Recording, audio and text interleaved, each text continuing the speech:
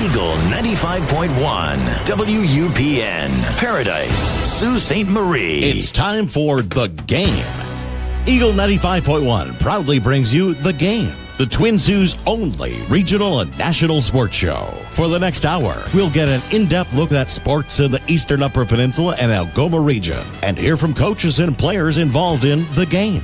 Now, let's join Scott Nason at the Wicked Sister on Ashman Street in downtown Sault Ste. Marie, Michigan, for tonight's broadcast of The Game on Eagle 95.1. Time to play the game. Time to play the game!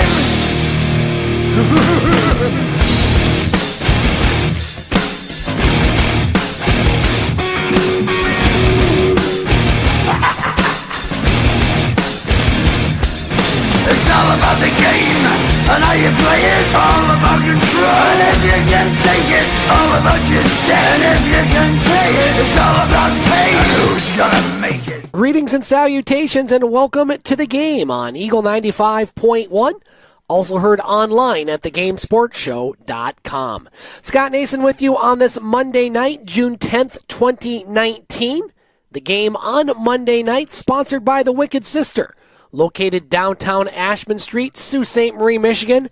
Stop on in, see Kathy, Scott, and the entire crew at the Wicked Sister. They will take care of you. They have an amazing array of drinks as well as appetizers and fantastic meals. The whole family can come down to the Wicked Sister. It's a great atmosphere, and they'll treat you like family, whether you like it or not. We are expected to be joined by Mr. Electric Avenue himself, Dave McKeag, back after a little hiatus, as Dave will be with us to talk about what's going on in Soo Ontario, also the Toronto sports scene, and boy, is it a busy one tonight. Game 5 of the NBA Final between the Golden State Warriors and Toronto Raptors. The Raptors have a chance to win their first ever NBA title tonight, and Dave's excited. Let me tell you, he's very excited. And so we'll talk to Dave about that, the Stanley Cup, and more. And then in our next segment, we are going to be joined by Butch Davis from Butch on Sports. Will get us up to date on the Metro Detroit sports scene. We're hoping to be joined by E.J. Russell from Moe's Pub in Escanaba, Michigan. Haven't heard from E.J. as of yet. His work schedule sometimes keeps him away from the game, but we appreciate the times that he can be on here, and hopefully tonight is one of those times. Well, let's start with the local sports scene in the Eastern Upper Peninsula. And the high school sports season has not ended for all our EUP area teams. There is one team that is still going. As a matter of fact, they'll be playing tomorrow down in Petoskey in a Division IV softball quarterfinal, that team being the Rudyard Bulldogs. As for the second straight year, they advanced to a Division IV quarterfinal and won a regional crown this weekend in Norway, Michigan. The Bulldogs topped Hancock 5-1 in the regional semifinal on Saturday, and then shut out Bark River Harris in the regional final by the score of 6-0. As the Bulldogs now 22-9 on the season, winning their second straight regional crown. They never advanced to a quarterfinal up until last year, and they get a rematch with the Rogers City Hurons in that one. Emily Curtis, she had a single and an RBI in that regional championship game along with Sierra Molina, and Curtis earned the win on the mound, allowing no runs, just 5 hits, and only walking one. And so the Bulldogs, as I mentioned, advance, and they will take on Rogers City for the second straight year, as Rogers City knocked off Onaway in their regional final. St. Ignace lost to Rogers City in the regional semifinal. And these teams met this season, in the regular season, I should say, and split a pair of games. So it's going to be a good one down in Petoskey, 2 o'clock. And good luck to the Rudyard Bulldogs as they're going to have a tough test against Rogers City, but they beat them once, and hopefully they can beat them again. And that would be a huge, huge story for that school and really this area in general. The winner of that game on Tuesday will advance to East Lansing for the state semifinal between the winner of Allen Park Intercity Baptist and Unionville Swabbing. Other UP teams still alive in softball include Nagani. In Division III, they crushed Gladstone 15-0 in the regional final. Gladstone, usually the team to advance out of that group, but not this year. Nagano, they must have a very good squad there. They'll take on Standish Sterling also in a quarterfinal in Petoskey on Tuesday. And no surprise, Escanaba in Division 2. They are in a trip to the quarterfinal with a win over Muskegon Oak Ridge. It was a close one. It was a 1-0 game. And they will take on Freeland on Tuesday in Mount Pleasant.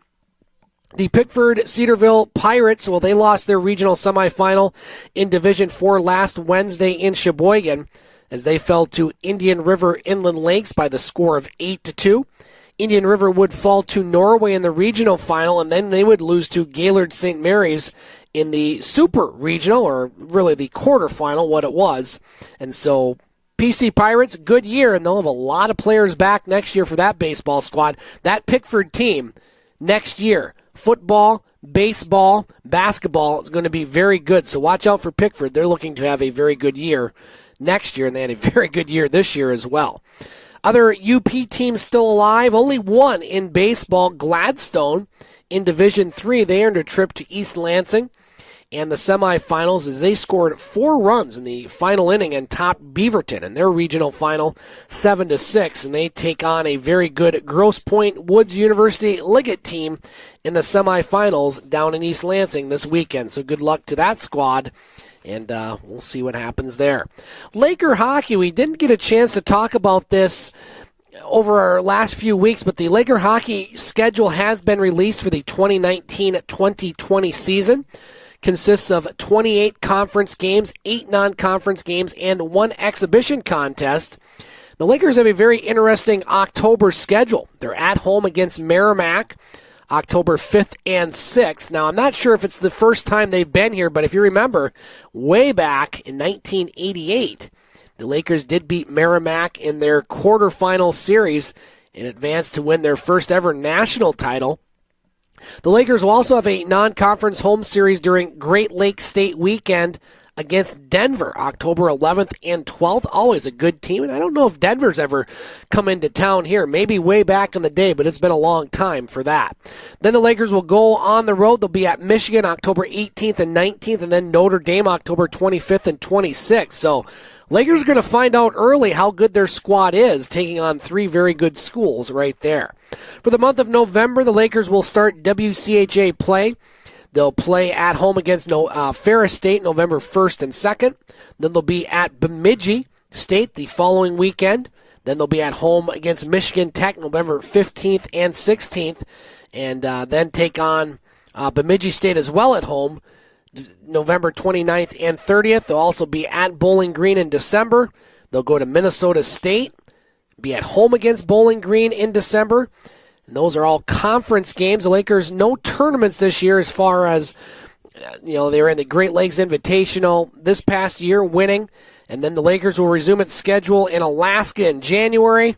They'll take on the U.S. Under-18 squad at home on January 31st, and then have other conference games, Michigan Tech, February 7th and 8th. They'll be at Alabama Huntsville, February 14th and 15th, Northern Michigan, February 21st and 22nd.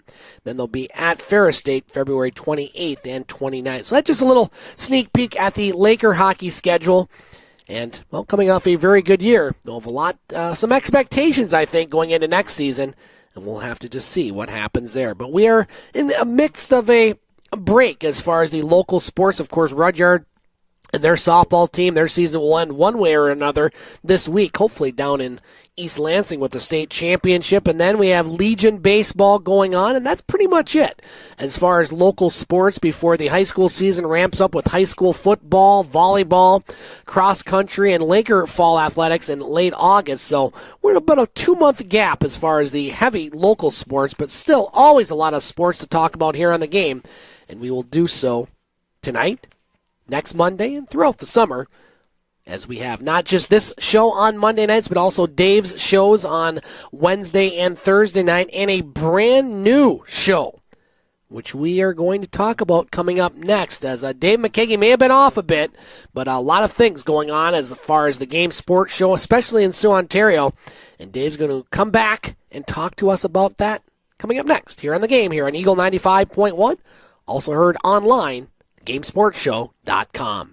Get Wicked Catering from the crew at the Wicked Sister. We like to think of ourselves as foodies. While our favorite foods are paired with a beer tasting at the Wicked Sister, you can now have the same creative menu for your next catered business luncheon, family get-together, wedding, or holiday party. Our white truffle risotto appeals to your gluten-free and vegetarian guests. Add sautéed shrimp or freshly grilled chicken for a pop of protein. Or let us build you a custom menu to suit your needs. From plated events of 15 to buffets for 200, the Wicked Sister will cater your event with tapas, snacks, cravables, or a full sit-down dinner. The Wicked Sister, where you'll be treated like family, whether you like it or not.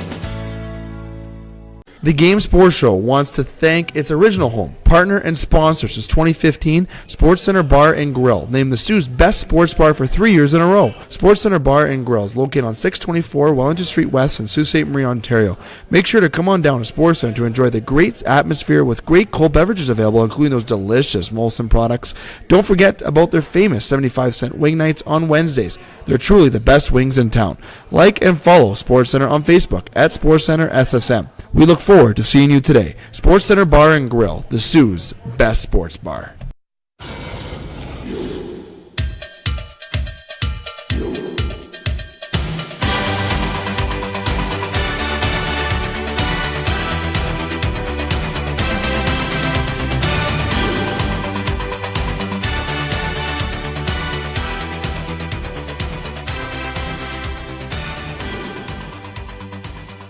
Welcome back to the game on Eagle 95.1, also heard online at thegamesportshow.com. Scott Nason broadcasting from the studios of Eagle 95.1 WUPN in Sault Ste. Marie, Michigan. This our Monday edition of the game, sponsored by the Wicked Sister. Head down to the Wicked Sister right now. They have a tremendous drink menu, awesome service, food, appetizers, and more. The Wicked Sister, where they will treat you like family, whether you like it or not. And speaking of family, our Game Sports Show family is all together, including our next guest, host of the Game Sports Show in Sault Ste. Marie, Ontario, Mr. Dave Electric Avenue McKeag, back from a little hiatus on the air, but he is back with us tonight. And boy, he has a lot to say, as always. Dave, first of all, it's great to have it back officially. And how you doing tonight on this June 10th evening?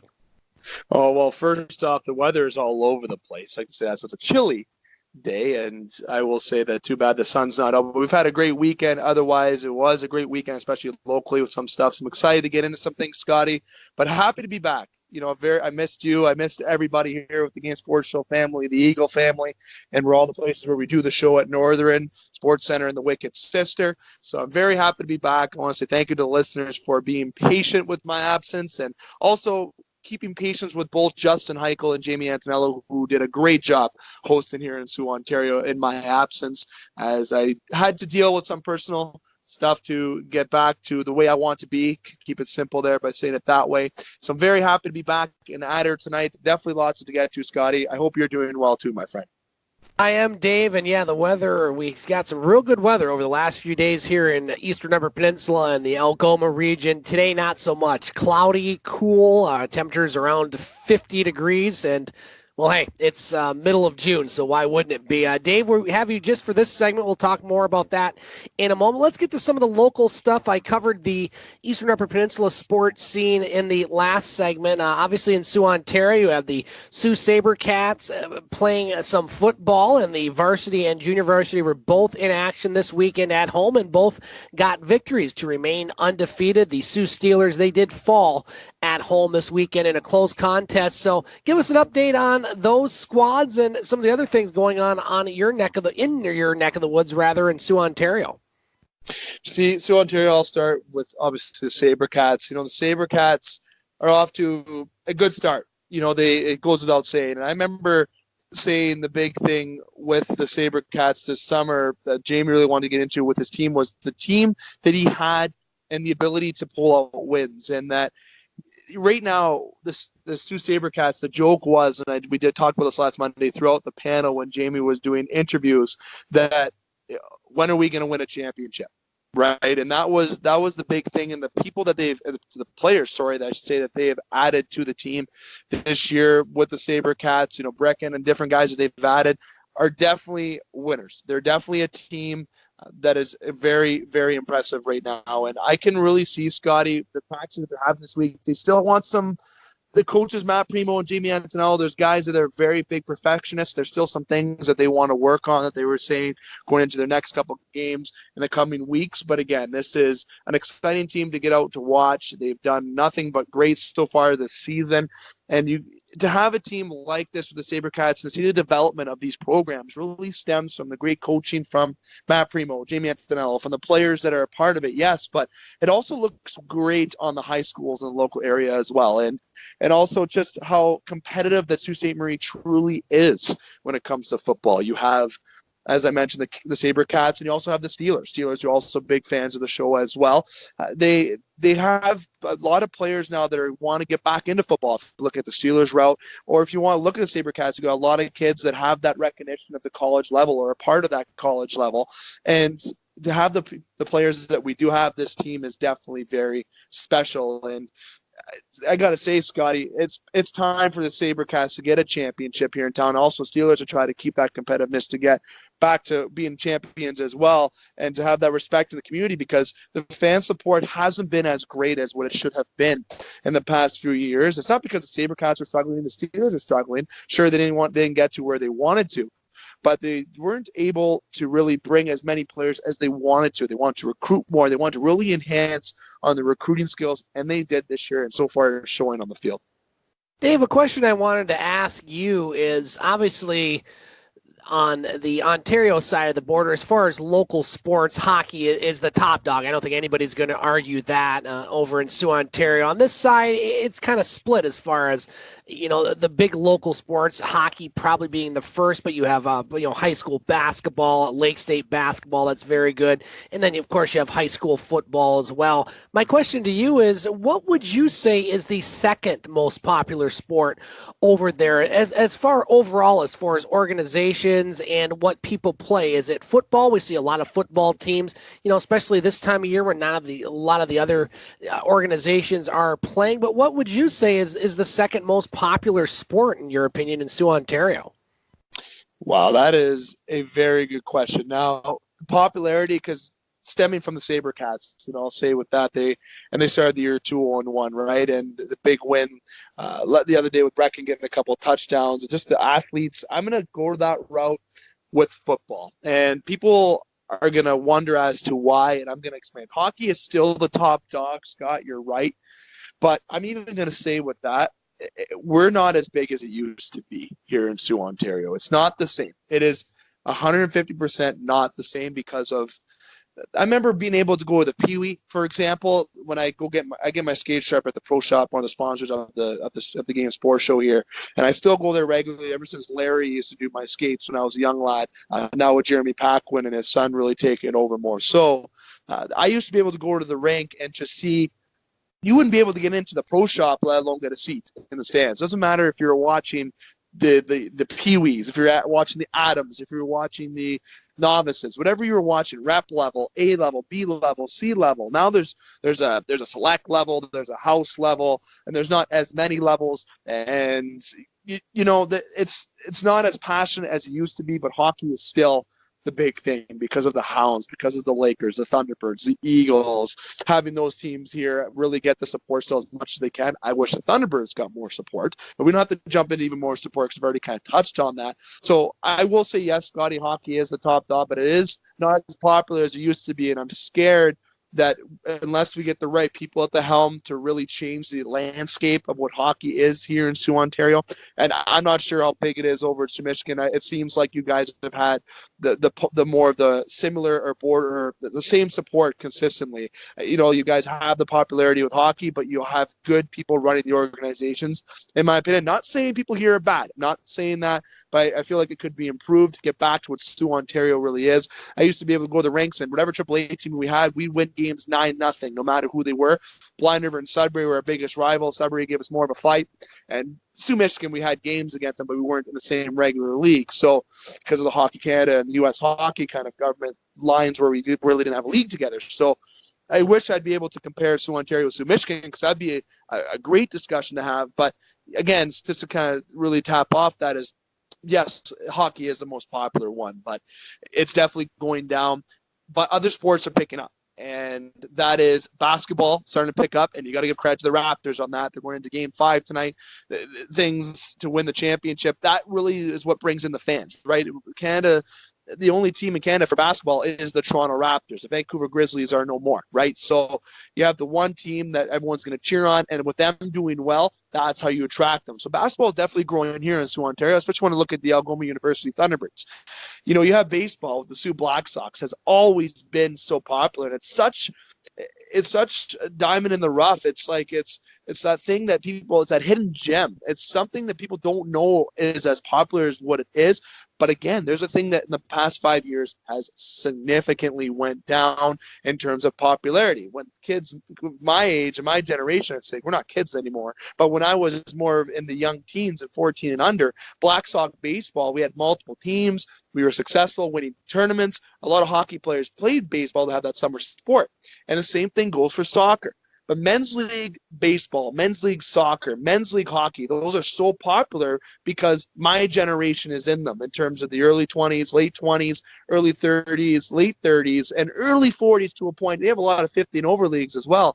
But I'm afraid of what's going to come after the people that are in the 2000 birth year because things are really changing. But to answer your question, Scott, because I really expanded there, the most second popular one is by far football. It seems that football, with the Sabrecats, the Steelers are a great helm with that. The high school programs, kids line up to play high school football unless you're at White Pines, unfortunately, which makes no sense to me.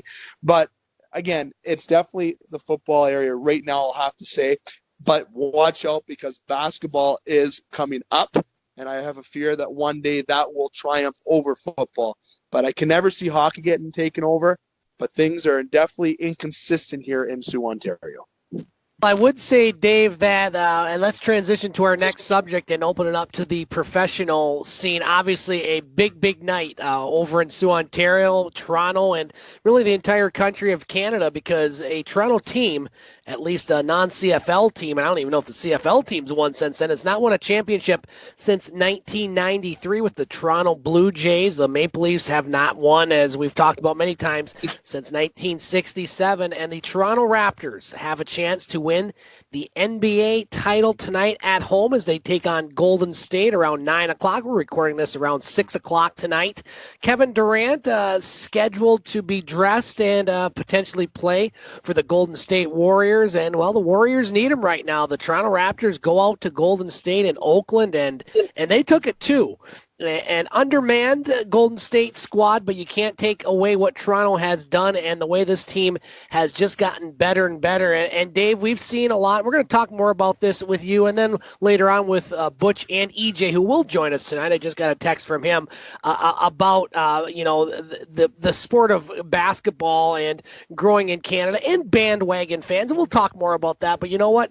On this show, and you and I have been doing this since we've been doing these shows here for a few years. We've talked about the Raptors pretty much on a weekly basis, and so there's no surprise to our listeners how much that we have talked, especially you and your crew over there, Dave, about the Toronto Raptors. We just haven't started talking about them in the last month. We've talked about them for the last few years, and this is something very special for this organization, and again, not just the city of Toronto, but the entire country of Canada.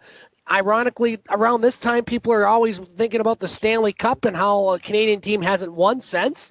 Believe it or not, 1993, the last time the Toronto or town has won. But a big night for the Raptors, Dave, and I just want your full thoughts on how this series has gone and just Raptors mania, which is sweeping the province and country, and it's pretty fun to see, to be quite honest.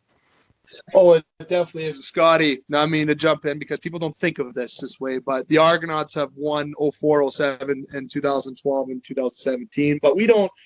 CFL, you have a 1 in 6 odds to win. So when it comes to basketball, hockey, and baseball, and those professional sports, there's one big one people forget. Toronto FC did win as well. Oh, yes, right. So there's, I believe the exact year with FC was 2018, if I remember correctly, a couple of years back. So at the end of the 2017 season. So Toronto has seen those championships, but in areas that aren't as passionate as people may think. But when you go to BMO Field with TFC, they pack that place. And same with the Argonauts. They also play at BMO. They don't get as much as FC does, but they definitely get a lot of fans. So Toronto thankfully has seen a championship since '93, but nothing like this though, Dave. Nothing like this. Exactly right. So you have the Toronto Raptors, the only team in Canada, and you have a whole country backing up. And as far as I'm getting this, Scotty, every state in the United States, besides California and Hawaii, are the only states that aren't backing up the Raptors and provinces. So the Raptors, the Memphis is planning to throw Gasol a parade if they win. You have San Antonio fans, and the ownership wants to throw Kawhi as something too if he wins in Toronto. This is insane. Everyone here in Canada and everyone in the States are backing up the Raptors. Raptors are up 3-1 on the Golden State Warriors and swept in Golden State.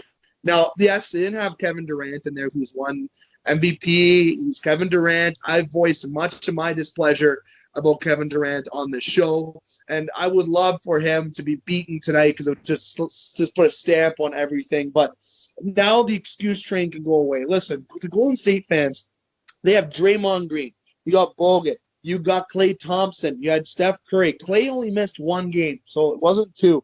You still have a very good basketball team that you're able to put to the court. Yes, Kevin Durant is playing, but I guarantee you he is not 100%. He's getting some cortisone shots. Might have injured himself a bit more. I'm not too sure. Maybe New York fans are going to start biting their nails because now maybe Kevin Durant, this might be his last game ever if you're interested even more.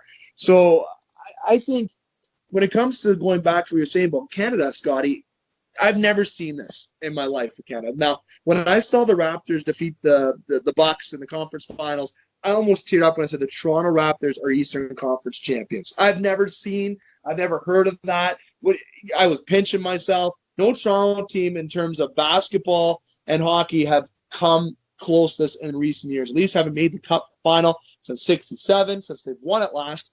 And the last time they made the conference finals, they've lost the last 3 times in an abrupt fashion, may I add. Seems like every year with the Leafs, they lose in certain type of fashion that's memorable. The Raptors have had some bad playoff runs, too. They've ran into the T-Rex killer, LeBron James. And he's in the other conference this year, and Masai Ujiri is a Masai. I'm going to say that right now. He is a big reason why he brings in Kawhi Leonard. He brings in Danny Green. He brings in Marc Gasol.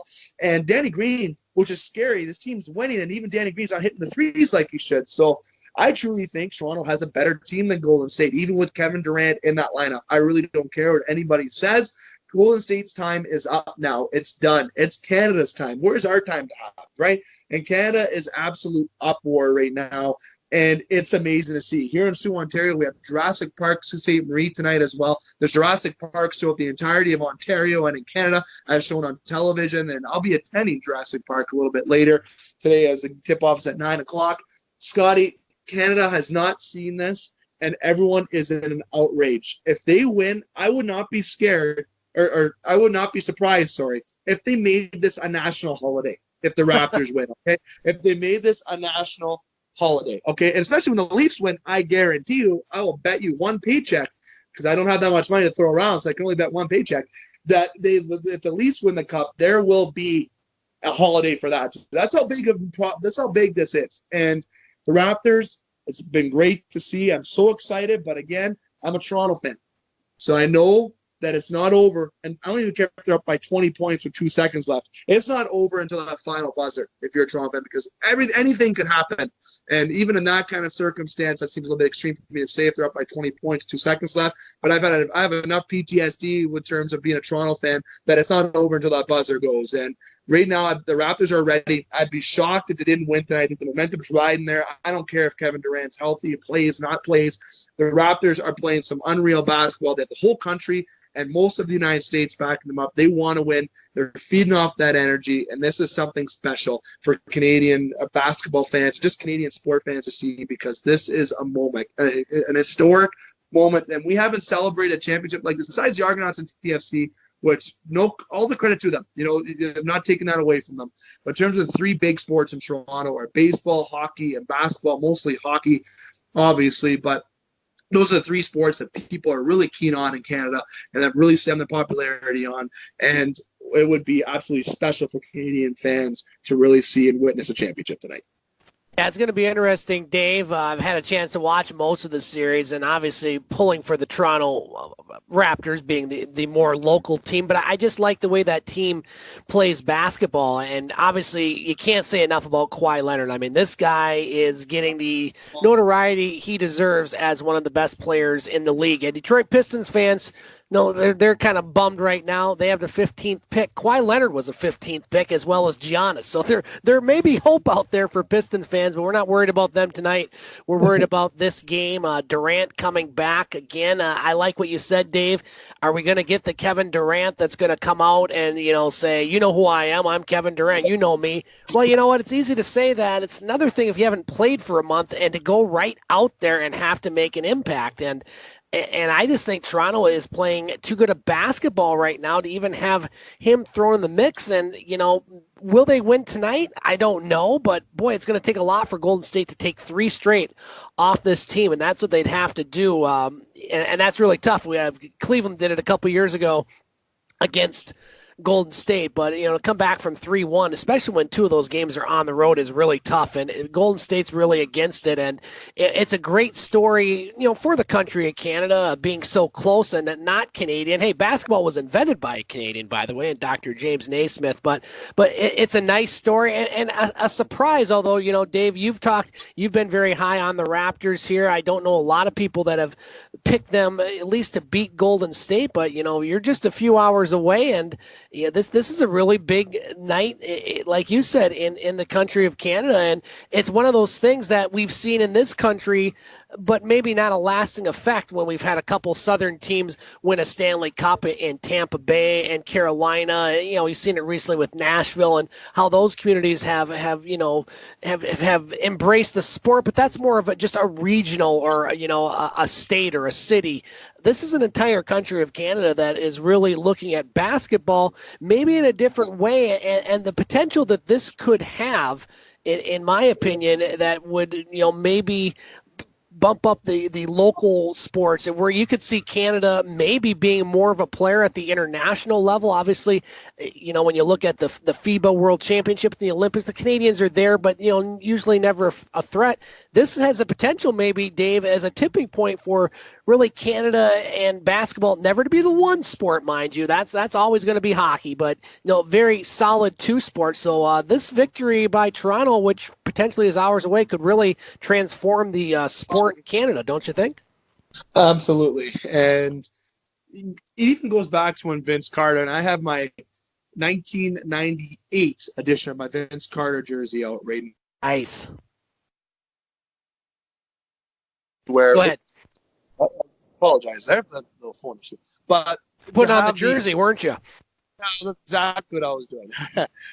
But the version of the jersey, and I'm looking at it, and what I'm envisioning here is I was born in 91, and the Raptors came into the league in 1995. And, it was very awkward when they drafted Vince Carter. They drafted, I forget the guy's name top of my head right now. I just knew it before I was to say it. But besides when they drafted somebody else, then Phoenix drafted somebody, then they made a trade right after. And the Vince Carter came into Toronto, and Tracy McGrady was there at the time already. He was already a year in. And Vince Carter found out that they were cousins, and he ended up going to Toronto, and it really changed the atmosphere there. That pick/trade that happened with Vince Carter, that is what changed the face of Canadian basketball right there from the start. And what I'm envisioning right now is, and you said it, Scott, that the staple point in Canada is hockey. You're right. And I'm going to tear up if the Raptors pull this off the way that everyone's hoping it does, but I can imagine how it'll be when the Toronto Maple Leafs pull it off, or even the Jays as well. But the Jays at least have won in this past century. So, joking aside, I know 67 was the Leafs, but you have, when I'm looking at what this jersey, Scott, to get to my point, is all that time as a kid, how I've grown up and cheered for the Raptors in all these years. And Vince Carter and the drama with Carter getting traded, T-Mac getting traded, drafting Chris Bosh, him leaving for the Miami Heat and going to win championships, and all the failures. We had Andrea Bargnani, Jose Calderon. You had all these different general managers come in. We brought in Dwayne Casey, who was one of the best coaches that we've had, but we couldn't pull it off. Trade for Kyle Lowry from the Houston Rockets for a first-round pick. And that was the dream that he was going to work out with DeMar DeRozan. DeMar DeRozan gets traded to San Antonio this year along with Jakob Poeltl and other assets for Kawhi Leonard and Danny Green. And all this, what I'm envisioning by just looking at the jersey, Scott, is the pain that I went through as a fan, never mind a player. Okay, I can imagine how those guys feel right now there in Toronto, especially Kyle Lowry being there for years. And he was asked such a great question from a kid that was brought in as a guest on Sportsnet. There was media day in Toronto yesterday, there before. And the kid asked him, how do you feel being the biggest role model in Canada right now? And Kyle looked at him, and he was speechless, and he said, I'm not a role model team. He gave the textbook answer that most professional athletes would give. Then somebody else asked a question, and before Kyle let him ask, he said, you got some big shoes to fill after that question. And the reason why I bring up the point about looking at the jersey is that kid right now who is about 12 years old that asked the question is seeing something amazing right now. And I've been waiting 23 years that I can remember 22 years, sorry, because I was 5 years old. I had my first Raptors jersey as a child. My mom bought me one, the old school t-shirt ones that I cannot find. It would have been a good picture to upload somewhere. But I grew up watching these Raptors in a lot of pain. And everyone that saw this expansion team come in, and everyone who's been a part of this Raptors run, doesn't matter if you're a 95, 91 birth year, an 89 birth year, or 2010 birth year, you are witnessing something absolutely amazing tonight if it pulls off, or within these next 3 games. You're witnessing history, something in sport that hasn't happened before, and a story that you'll never forget. You'll never forget where you were when that first time you looked at the first Raptor jersey you got, like I am myself now, or you'll never forget where you were to watch this championship moment. And that is where in Toronto sports is why we're really obsessive right now. We're very excited, more than some people may think. People in the United States probably think Canadian fans are crazy. We are insane because we don't get this chance of winning as much. And this is the first time the Raptors are here. It's the first time they have a chance to win. And it's such a special moment, and it will actually change Canadian sports history.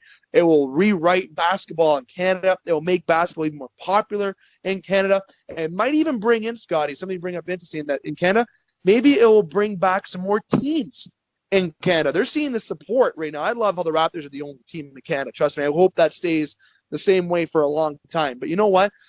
That Canada is showing that we are a true, proud basketball country, and how we really backed up the Raptors.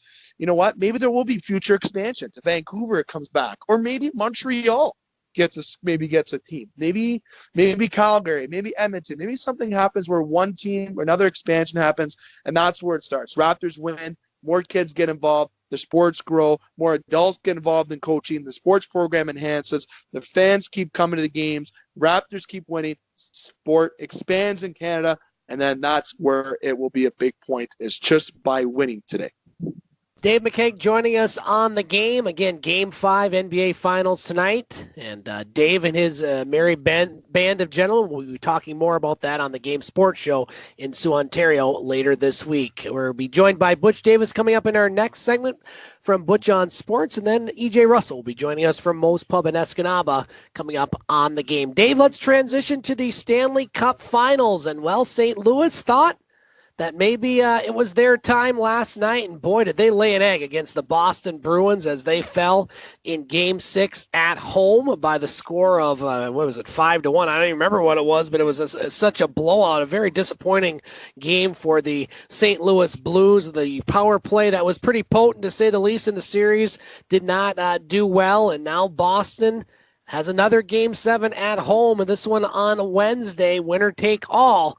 And it's tough to win a Game 7 on the road in the NHL, and especially in Boston. So, Dave, your Toronto Maple Leafs took Boston to a 7th game way back when. It seems like a long time ago now, and Boston prevailed. And, when this series started, I thought Boston was really, and I wouldn't say have an easy time with St. Louis, but the Blues have put up a fight. But, boy, I feel that game last night they really needed. To win another game in Boston. They've already won 2 there. Yeah, you could say, well, they've won 2. They're going to win another one. But Game 7, this team that's been there a lot in their home building, St. Louis is up against it. But, hey, it's one game and anything can happen. Your thoughts on the Stanley Cup Final? Scotty, and the last time I was able to talk about the Stanley Cup Finals here on the show was when Boston was playing Columbus, and it was Game 3 in Columbus was when I did my last show. And, you know, Toronto, I look at St. Louis, Scotty, and I see Toronto.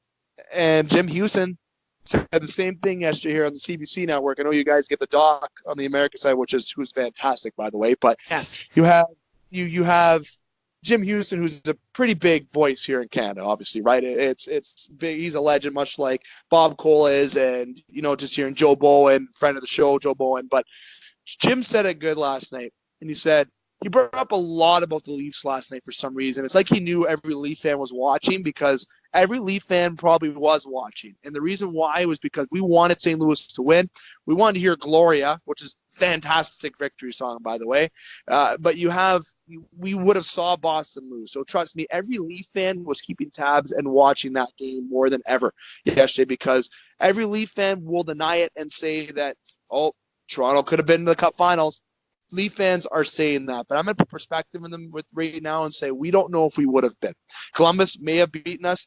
Carolina wouldn't have beaten us. I'll tell you that right now. Sorry, Carolina fans, but Columbus would have been maybe a different series. Columbus did give Boston a hard-going games, just didn't look like that way at the outcome of the series. So Boston, which is going to get to my point right now, you can never count out that Boston team, okay?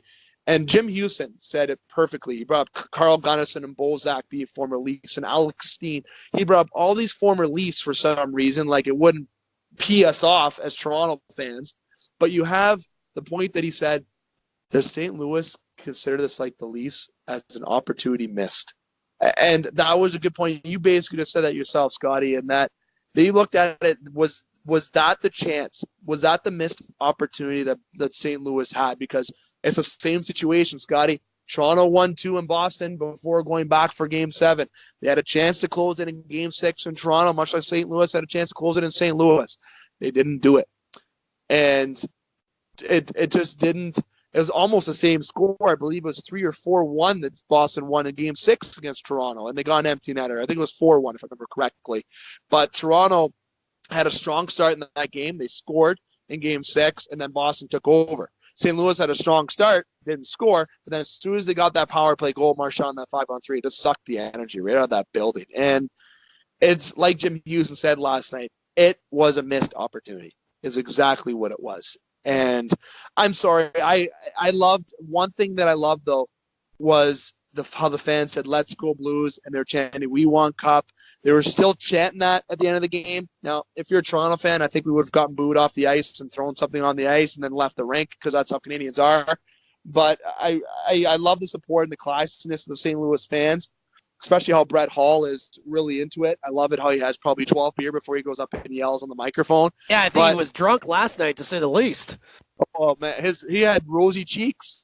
He looked like how I did in high school when I came home drinking and tried to hide it from my parents. Sorry, Mom and Dad, and fans. But I'll say right now that St. Louis, my whole point of bringing up St. Louis and the classes, the fans, that please hold on to that hope, because you do have a chance, okay? But you got to give the edge to Boston, because going back home to win again, Game 7 at the Garden, Boston fans are loud. They're not saying St. Louis fans aren't, but they're Boston's a different cookie. Okay, Boston is a tough town. Okay, like they're the Irish over there for a reason. It's a different breed over there in Boston, and they got the team that feeds off that breed. Marchand, the Bergerons, the Pasternaks, and Chara playing with a broken jaw. Like, this team is on a different level right now in Boston, and they lost in a cheap way. But arguably, say that was a trip.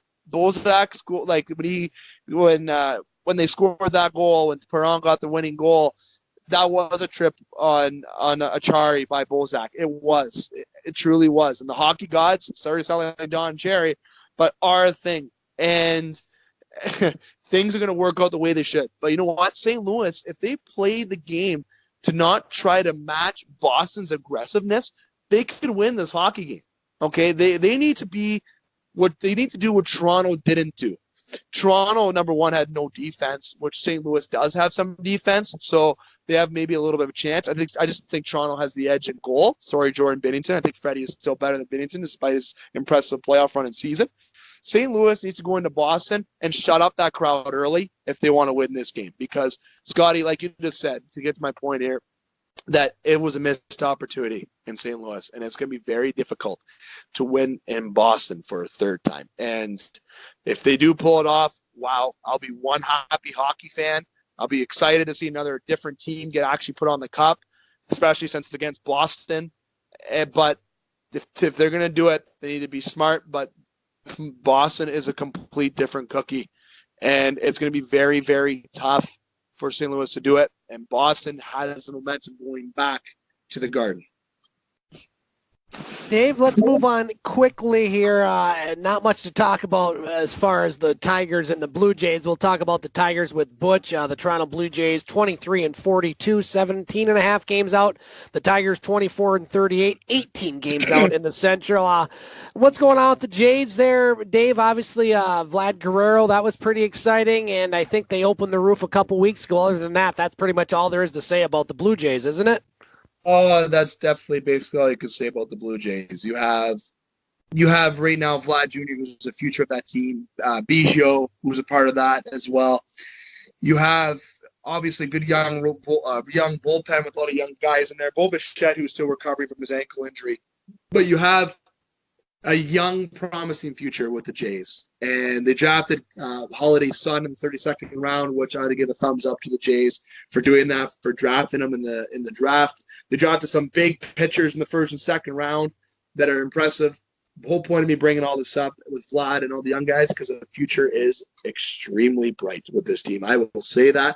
Now, saying it's going to be bright and then all of them work out is going to be another thing. But that's the only optimism in Toronto right now. And one thing as Blue Jay fans we have to look forward to right now is the trades that are going to happen in Toronto. And when Aaron Sanchez actually sucks it up and stops getting blisters on his fingers, like, I don't know what's going on with him. Maybe he needs to change his grip or do something or retire, because this can't keep being an issue. A promising pitcher. I don't think he's a starter, Aaron Sanchez. I think he should be in the bullpen as a setup man or a long reliever, maybe a fifth, sixth, seventh inning guy that goes in there. But again, you got to watch out for the innings pitched. You got to move him. And Marcus Stroman, apparently the Yankees are knocking on the Blue Jays' door for Marcus Stroman. So you already have the Phillies, you have the Braves, you have the Yankees, you have the Reds. You have a lot of teams that are knocking on the door with Marcus Stroman.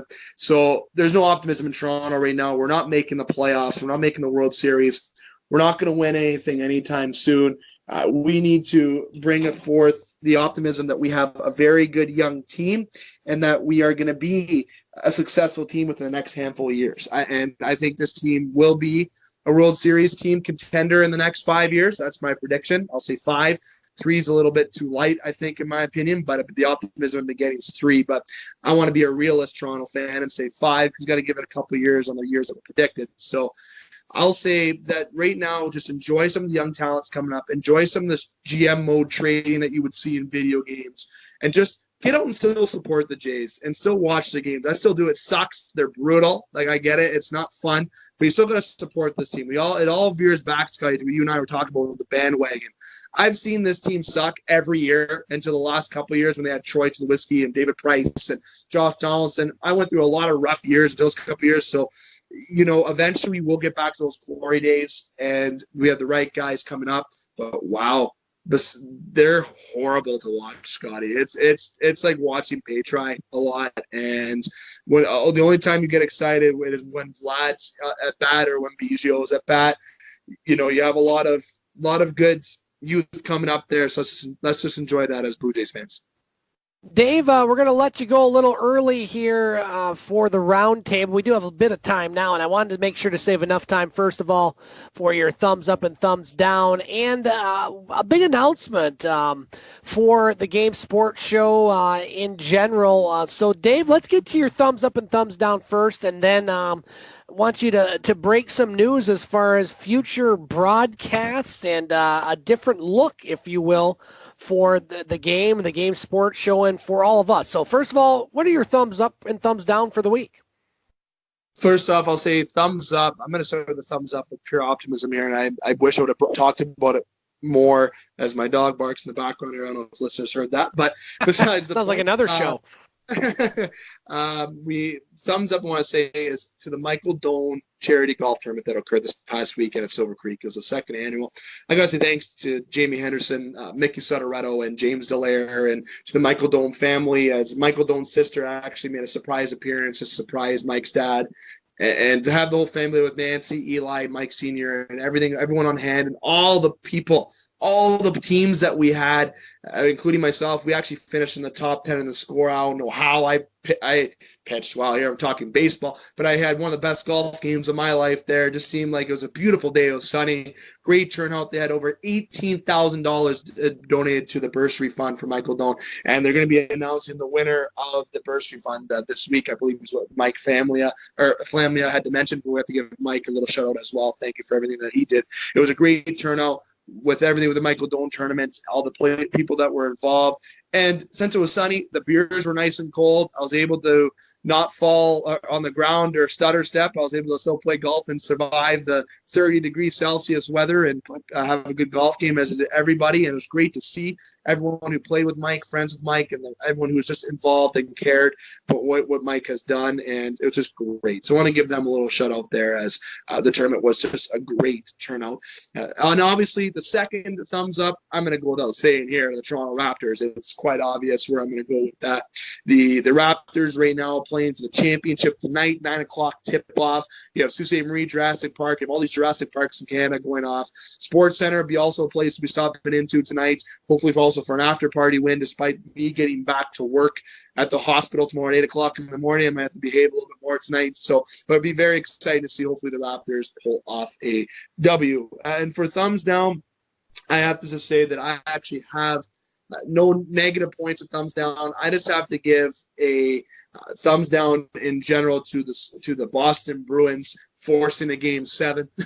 I want to keep that funny. I'm upset that they're keeping alive in the Stanley Cup Finals. Sorry, Boston fans. I was hoping St. Louis was going to close it out, but I'm doing the Moclio, as we call it in Italian. It's a curse. I'm trying to give Boston a little bit of a curse for Game 7, as I hope St. Louis is able to pull off the win for the Stanley Cup in Game 7. But Scott, I'll jump into the news, if that's okay with you, for everything. Please do, yes. Jumping into that. Big news with me being off for the past. I've been off since April 30th was the exact day from the hospital, but with me getting back and everything, what I was able to focus on is I was not able to work, obviously, with me being off, but I was able to still go through with some plans, as we had big plans that I wish I was able to announce in May. But we're going to be joining up is the Game Sports Show, and obviously our other partners that are joined with us, Eagle 95.1, Wicked Sister, everyone who's been with us, Sports Center, Northern Superior, everyone, and also Icebreakers, going to give them a shout out as well.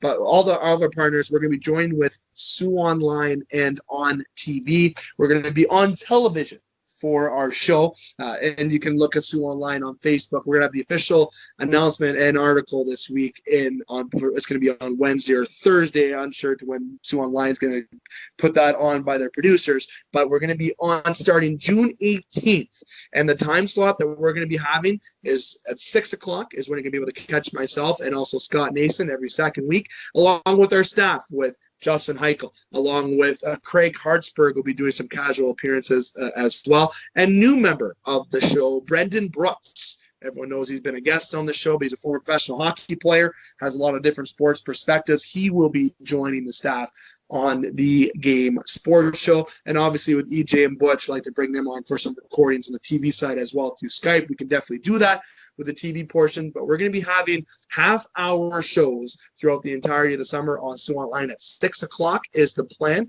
through Soo Online and on TV. And then in September, we're going to be going to 1 hour. And on those shows, we're going to be talking about everything that we talk about on our shows regularly here. We're going to have our local sports catch up with Soo Michigan and Soo Ontario, especially with those Sabrecats, Thunderbirds, Eagles, Hounds, and Lakers. And also especially when that gets back going. And we're going to be talking about professional sports in the world of basketball, football, hockey, and so on. So we're going to be talking everything local, professional, and regional, national, everything of such on those shows. So again, it starts June 18th, 6 o'clock will be the first airing for a half hour, then an hour in the summer, with a big crew being added to the, obviously, our big addition, of Soo Online, being added to the Game Sports Show, and some more family members, Scotty, a good way to put it, to be added to our crew with the Game Sports Show and our growing show for the Twin Sault's only local, regional, and national sports show. It's great. We're going to have website enhancements as well through Soo Online, Facebook enhancements, Instagram enhancements, a lot of contest giveaways, but very excited to officially announce that we are going to be on television for our show. So it's going to be very exciting, Scotty, and very excited for all of us to do that. It's going to be a great opportunity and experience, especially in terms of listen experience for our listeners to actually see our pretty faces. Hopefully that's not going to be a detriment in many cases, including yours truly here, Dave. But very exciting news. You put a lot of work into this, to set this up. And our entire cast has put a lot of work into make this show what it is. I mean, it started with but it started with one show, you and I, and then Butch came along. And later we switched locations, got a little more listeners, and added E.J. Russell. We've also had Katie Woolen and a lot of guests and of course your crew over there that is on your shows every week, and to combine that on one platform and maybe in a new platform, because not everybody listens to radio, not everybody listens to podcasts. This is something where people, I'm not the most social media person, but a lot of people in this town in Soo Ontario are, and the fact that they may come across that and they maybe never have heard of it, or they're talking local sports and they're talking the Raptors and they're talking the Wings, and we feel that we've put together a very solid product as far as getting information out there and throwing some entertainment in there as well, but really sticking to the sports, the results, and what we think about it. And I'm very excited to be a part of it as much as I can with my schedule, Dave, and I know it goes with our entire crew. So kudos to you. I'll give you an early thumbs up on this end, and nice job, by the way. No, thank you. And you know what? There's more announcements to come. I'll be announcing it this week as well on our show. We have the Pelon twins. We have Colin Miller. We have Joe Bowen. We have Paul Maurice. We have a lot of guests going to be coming on this summer through the TV version and also on the radio. And in terms of the show, Scotty, the media expansion will not be ending there. I'm hoping by the latest December. So now I know it's a little bit far away, but we're going to be having a big announcement as I'm in the middle of a few partnerships with some educational facilities in terms of also getting a media corporation going on here in Soo Ontario to really expand the listener experience and just the opportunity locally in Soo Ontario and Soo Michigan, the Algoma region, and to give everyone the opportunity to, if they want to come in and record a podcast, that there'll be a studio available to be able to do that, just to give a little bit of a teaser. So I'm in the middle of finalizing a lot of those lines, and I didn't know yet all the legal stuff that was going to be involved. So in the middle of getting lawyers there and getting everything done. So be a lot of big announcements to continue with the show as we continue to grow. And Scotty, this show wouldn't be where it is without you. Big part. I know you're going to be saying no, but you bringing me on board with the show, it all started with you, and it obviously starts with the listeners as well. We have people that listen to us, and we have followers, and we're just going to continue to grow and grow and grow to give everyone more opportunity, and also to enhance our careers, as this is our dream, and to see our baby grow, and it has grown, and it's going to continue to grow. And unlike Jim Jones in the 1970s, who got a lot of followers, we won't make you go to Guyana and drink grape Kool-Aid. That's a terrible joke on a terrible tragedy, but I thought it was there, so I took it. Dave, before we let you go, what's in store for you this week as far as the Game Sports Show from Soo Ontario? Well, it's back to the flight. It seems I'm glad to be back. Obviously, I had since April 30th off. So we're going to be at Sports Center on Wednesday is our plan. And then we will be at Northern Superior on Thursday. However, we are unsure if that is still going to happen. It might be rescheduled to be on Friday or Sunday. And speaking of Northern Superior, in the summer, at the end of June, we're going to be still recording at Northern Superior Brewing Company, but we're going to move from the tap room. And for the June, July or let's just say July, August months only, because it'll be the end of June, we're going to be outside at Pier 55, as Pier 55 is going to be opening. So we're going to be outside doing recordings. And then obviously if it's raining, we'll be back inside the tap room. We go back inside the tap room in the end of September, mid-September, when all the hockey and everything gets back and when the cooler weather kicks in. But we'll be at Sports Center this week and Northern. But please keep an eye on our social media pages, as we do plan to reschedule our Thursday show this week, just due to some yours truly having baseball, but the men's open baseball. So as long as, if it doesn't rain, I will be having baseball, which means we'll be rescheduling the show to the weekend. And hopefully we have some guests who are going to be on this week that I'll announce on the Wednesday show from Sports Center. Dave McKeag joining us on the game. Dave, we'll let you get to the Jurassic Park event and Toronto Raptors basketball tonight. We'll be listening for your shows this week, and we will talk to you Monday night for our Wicked Sister edition of the game. Thanks for joining us, and go Raptors. Absolutely. Go Raptors, and it feels good to be back. Thanks, Scotty. Thanks to the listeners, and very excited to be back in general. And we're looking forward to a great week. And definitely thanks to Soo Online and everything they're about to do with the show in the mid-months. It's going to be very exciting.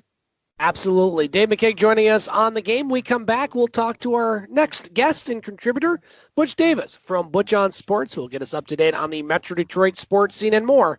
That's coming up next on the game on Eagle 95.1, online at thegamesportshow.com. The Wicked Sister, Soo, Michigan. Check TripAdvisor, ranked right towards the top. Awarded the Certificate of Excellence, as well as voted #1 pub in the UP.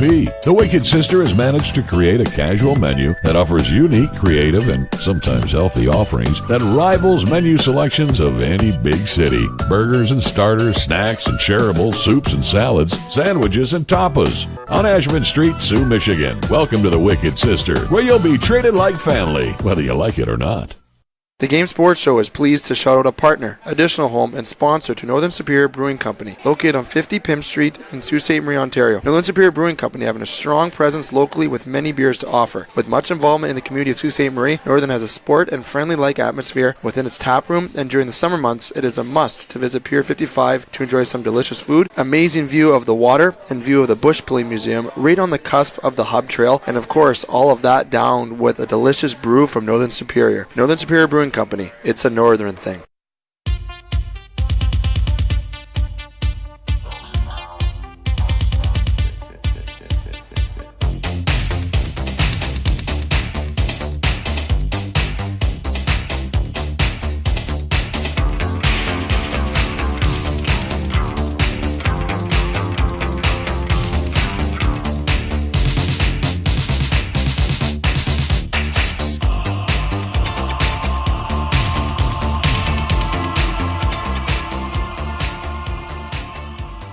Welcome back to the game on Eagle 95.1, also heard online at thegamesportshow.com.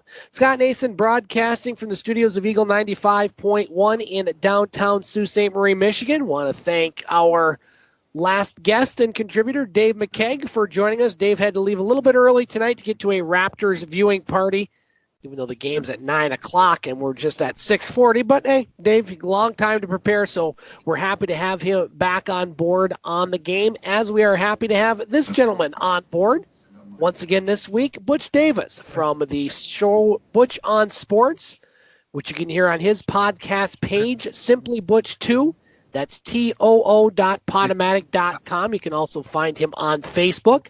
Just look up Butch on Sports, or his shows also on our podcast page, thegamesportshow.com, as Butch joins us each and every week to talk about what's going on in the world of Detroit sports and just sports in general. Butch, how you doing on this Monday night, my friend? I'm doing fine. Well, we're happy to have you on board, Butch, and let's kind of run through the gamut of the Detroit sports scene, starting with the Detroit Tigers. Tigers off tonight. They'll be at Kansas City starting tomorrow night. The Tigers did win a game over the weekend against Minnesota, but they did lose 2 out of 3 to the Minnesota Twins. Tigers right now, Butch, obviously in the standings, not doing very well. A record of 24-38, 18 games back of Minnesota. Did you have a chance to see any of those games, Butch? And what would you like to talk about with the Tigers right now? I got to take in one of them there in the middle of the series there on Saturday afternoon. Um, it doesn't look good here. Although the Tigers did pull out a win on that particular game. Um, got to hear from the general manager of the Detroit Tigers in regards to the team's status at the point in time when certain players may be brought up or will not be brought up here, I should say, here, as one of the particular questions that were raised was Mr. Mize and the great job he's doing down there at Erie, and also another pitcher, Manning, who's also doing a very good job in Erie there. And one of the questions was brought up was why they're not being considered to be brought up here in Detroit. The answer the general manager gave was, what is the point? And in certain ways, I can see his response. However, the paying customers of the Detroit Tigers doesn't see it that way. And be truthful and honest, I don't see it that way either there. If you're going to have rookies down there and the way you draft and whatnot, then these particular college graduates and all, and they're doing particularly well, why not get them that major league experience right now and get that out the way? Why drag that out for maybe another 1 or 2 years in the minor leagues, and before you do anything here? Right now, the Tigers do not have a very good team. They may have a set lineup in the outfield. They have a horrendous setup in the infield there, as that changes daily here. The pitching staff is so-so, although they have maybe 4 to maybe 5 starting pitchers there that are not doing too very much so well. Every now and then you'll find a diamond in the rough. However, again, the bullpen is not getting the job done as per advertised that, what a bullpen should be doing. These are the questions that the general public would like to know. And really and truly, we didn't get a specific. The specific he gave was, what is the point? Butch, one baseball team in the state of Michigan that did have a good weekend, and it's something we don't talk about much on this show because really college baseball doesn't get a lot of publicity in the area because a lot of teams don't advance very far in the national tournament. The Michigan Wolverines had a chance to watch quite a bit of their series, their super regional at number 1 UCLA, and for the first time since 1984, the Michigan Wolverines are headed to the College World Series as they took out UCLA in 3 games. Butch, did you have a chance to watch any of this? And it was quite a nice story out there in LA for the University of Michigan. Well, you got to see 3 of them because again they were so on so late at night. At 9 o'clock was the start time for all 3 of those particulars there. Right. So you got to see maybe the butt end of the game if you didn't see anything else, which I did. I think it's good for Michigan to be able to get somewhere. First time in 35 years that they'll be going to a particular World Series. They represent the Big Ten, and also a whole lot of good players that they have on that particular team. It was topsy-turvy on Saturday when they had a lead and lost it, per se. And you kind of wonder how would they pan out on Sunday. But again, Michigan did come through. They did win, and they are in the World Series as advertised here right now. A feat that many did not expect them to be at. But again, they're there. Butch, moving on to the NBA, obviously the big news tonight is the Toronto Raptors and Golden State Warriors Game 5 in Toronto. The entire country of Canada, and I think a lot of people in this country will be watching that one as the Raptors have a chance to win the NBA title and to have an entire country go pretty bonkers over in Canada. Before we get to any Pistons news, Butch, I know it's a series you've been watching. We've been talking about it. We'll talk more about this with EJ, but a big night for the Raptors potentially to take the NBA championship tonight.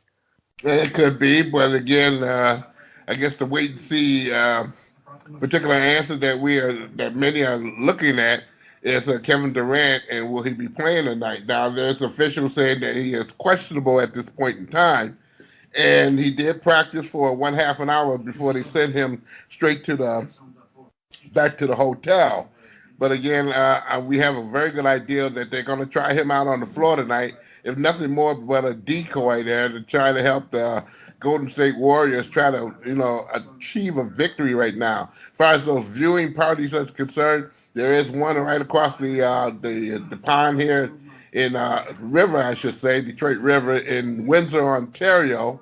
Um, and all across Canada, they're having these particular Jurassic Park viewing parties. So they're putting up the big screens in certain parks and areas, weather permitting, of course, there for the country to view in on the particular game in general. Canada is excited. Hopefully, they do not get disappointed.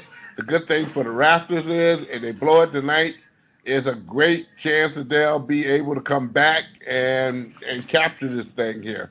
Other than some other teams that we watched last night, the St. Louis Blues, you don't get that one and only opportunity. The Raptors have as many as 3 opportunities to lock this on up here. We'll see what happens during the game and the perspective of the game there. But Golden State is not a wussy, I should say there. They're going to be straightforward and direct when it comes down to playing tonight here. Maybe their best game of the series, per se, or it could be their worst. So, again, everybody is on their toes and watching Toronto take out the Golden State Warriors tonight there and do some celebrating and some call-outs or call-ins of not coming to work on Tuesday and Wednesday maybe. Dave says it's going to be a national holiday in Canada if the Raptors win this one. Do you agree? For sure. It's good. They don't get to cheer about too many doggone things when it comes down to the hockey team.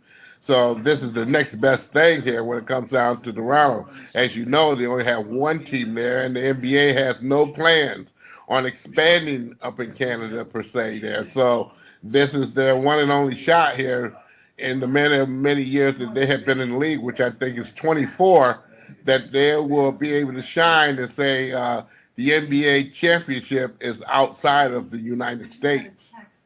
Butch, we'll be talking more about the NBA Finals and Stanley Cup Finals with EJ coming up. As far as the Pistons and Wings, obviously big drafts ahead for them in the next few weeks. The Pistons with the 15th pick.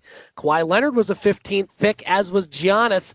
Don't know if the Pistons are going to find a diamond in the rough like that, but it's a high pick, and of course the Wings will have several high picks. Any news from either one of those organizations that you want to bring up tonight? Very quiet, per se, in both the camps there as far as their arrangements on drafting, which is in the NBA, I think it's the end of the month. The Red Wings, they have a little to no time for their particular draft to come up there as well there. But the Red Wings have a better position to get some players that they need right away, quick, fast, in a hurry. I don't see them doing like the Detroit Tigers in drafting someone and not putting them to work very sooner than expected there. The Red Wings right now and the fans expect the Red Wings to be a lot better team. Defense is the number one call for the Detroit Red Wings, although goaltending as well is being called to be put to rest there. As there have been some questions of the availability of certain goaltenders being available during the free agency per se, or trades for the team to become better. We have the new man in charge of Steve Eisman doing the deeds here. So again, it's going to be some surprises when that draft comes, and also free agency takes its turn for the league there, as the Red Wings try to get better and not worse. Butch Davis joining us on the game. Butch, let's move on to the Detroit Lions. Some news made today. One of my favorite quarterbacks from Michigan State, Connor Cook, who was attempting to become at least part of the Detroit Lions quarterback squad. Well, it doesn't appear that's going to happen, as the Detroit Lions released Connor Cook along with safety David Jones, as they made room for 2 new signings, quarterback David Fales and offensive lineman Luke Bowanko, as the Lions in their third and final week of OTAs. Anything on that or any other news from the Detroit Lions that you want to share tonight, Butch? Nothing more than that there. Basically, the playbook is being put into order. They're running drills. The quarterback of Detroit Lions, Matthew Stafford, talked about Jerome Kearse, the new member of the Detroit Lions, being a familiar type of guy and being able to trust someone of veteran status there making it very easy to throw the football to him there. He seemed to be pretty happy with that. Other than that, this is the last week. They go after this. They go on vacation, and after that, we get to see or get to take on in the actual summer extravaganza called practice with pads and whatnot there, and get ready for the actual season. Butch Davis joining us on the game. Butch, did you happen to see any of the event that happened in, well, the WWE doesn't want you to know where the event happened, but it was the Super Showdown in Saudi Arabia, a very big payday for the WWE, obviously, with the political situation there, and the women did not take part in that event at all. One of the big matches was Goldberg versus The Undertaker. You had Triple H against Randy Orton, among others. Butch, did you happen to see any of that? And what did you think about Super Showdown in Saudi? None of it at all. I really don't support the doggone thing here, and for several reasons there. Number one, the women are not represented, and that does not represent the WWE there, per se. Right now, the best thing happening in the WWE is the women of the wrestling side of the fence there, and that's not being represented there because of where they're at, what's Jeddah, and also the traditions and the politics that are being played there.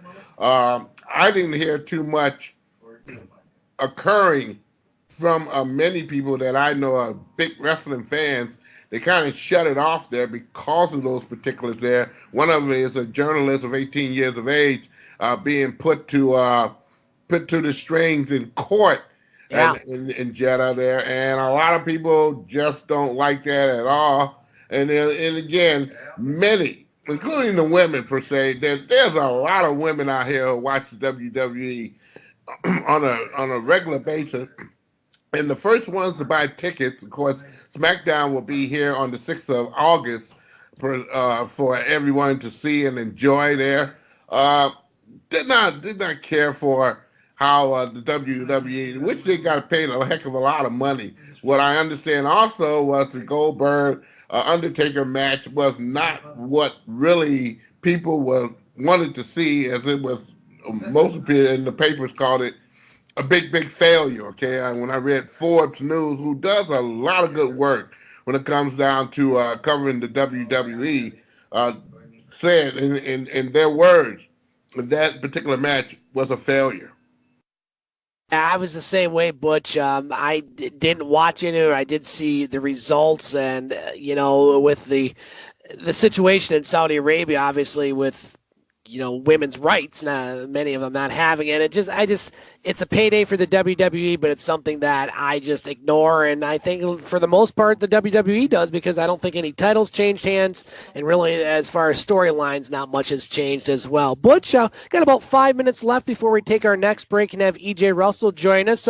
What other sport events maybe are going on in your area, or just that we haven't talked about that yet that you want to share tonight? Well, today they were very animate today. At this time next year, the auto show will be brand new in the box. It will no longer be held in the winter, but be held in the summer months, per se. And hopefully it's sunny and bright and not rainy and cloudy when they have all these things. And they made some examples by showing around the different places where cars will be set out for the general public to take in the auto show for free, as well as paid into the arena that which is Kobo, of course. There, a lot of talk on that particular there. You just can't get enough of it. And then we had some talk also, and me and some of the reporters who got together and kind of talked about it. There was the Pistons being able to play in Mexico for a game, and I do believe it's on December 12th there, for a two-game session of 4 teams represented in Mexico there. But, of course, the big news was David Ortiz today. Right. And we got that news. I got the news because I was sitting up at around about 12 o'clock when exactly the actual bulletin did occur on ESPN that he had been shot. First, the initial report was he was being robbed, but seeing the film and all. He wasn't being robbed. He just someone out the cold blue just pulled out their gun and shot the guy in the back. Our prayers go out to him and his family and members of the baseball column in general. This man has been nothing but good to everyone that you ever he ever came in contact with. That's including yours truly there. And right now the plans are being made and arranged that right now the Red Sox has already flew a plane down there in the Dominican, and as soon as he's able to be moved, he will be moved to Boston there for extracurricular medical attention. He's right now he's sedated very heavily, and that's something to be expected because of the injuries he has occurred, which includes his liver. But again, just prayers and for something that you got to shake your head why people do some of the things that they do there, and to someone who is very genuine. Now, if he was not genuine to someone in his native country of the Dominican Republic, we'll never know. But again, every time this man has been in my presence, and I've known him since he was on the Minnesota Twins, every time, and he's been a long time, I've run into this guy back and forth for interviews or side jokes or whatever it may be. He's always been genuine, very decent, very respectful, very professional. And I just shake my head to some of the things that go on in this society today here. Butch Davis joining us on the game. Well said, my friend. Butch, we're going to take a little break here. We're going to let E.J. Russell come in a few minutes, and then you and I and E.J. will be back for the roundtable. All righty. All right, we're going to take our final break on the game. We come back, we'll have the roundtable with yours truly, Butch Davis and E.J. Russell. Coming up next on the game on Eagle 95.1, online at thegamesportshow.com. Get wicked at Wicked Sister. You'll find the best tasting food for you and your family. Start off with some wicked appetizers like the crab dip, served with soft pretzel bites and warm non-bread strips, and delicious boneless chicken wings that are antibiotic and hormone-free with 5 choices of sauces. Try the barbecue pulled pork sandwich or the #1 selling drunken cow burger and the chicken caprese flatbread. Check out the Wicked Sister gluten-free menu and catering. The Wicked Sister, downtown Ashman Street, 7 days a week. The Game Sports Show would like to thank a list of additional sponsors. North Shore Sports and Auto, new location located on 647 McDonald Avenue, Sault Ste. Marie. A family-owned and operated business with doing business in Sault Ste. Marie for over 10 years. Loads of products available for your enjoyment for all seasons. North Shore Sports and Auto, we understand the importance of quality service and products, and we work hard to ensure that all customers have a positive experience before and after each and every sale. North Shore Sports and Auto, meeting all of your new and pre-owned equipment needs. Special thanks to Salon. The Salon, located on 589 2nd Line East, Sault Ste. Marie, Ontario. Owned and operated by Mike Cuglietta. Book your appointment today at 705-941-9191 or via online at https://thesalonsoo.as.me-. The Salon, making the Soo beautiful, one haircut at a time. As well as a shout out to the Soo Pee Wee Pro Shop. The Soo Pee Wee Pro Shop, located inside the Community First Credit Union Soo Pee Wee Arena on 285 Northern Avenue East, Sault Ste. Marie, Ontario. Owned and operated by Jeremy Paquin and ran by Larry Monroe. Soo Pee Wee Pro Shop for over 40 years, meet all of your skate sharpening, skate repair, and hockey needs. Also to Discover the Canvas. Discover the Canvas, located on 317 Wellington Street West, Sault Ste. Marie, Ontario. A beautiful new renovated building owned and operated by expert artist and Sioux native Katrina Thibodeau. Katrina taking her talents of the ink in Sault Ste. Marie and truly creating the best and most realistic art locally. Call Katrina today at 705-450-8099 or email her at discoverthecanvas@gmail.com to book your tattoo or consultation today.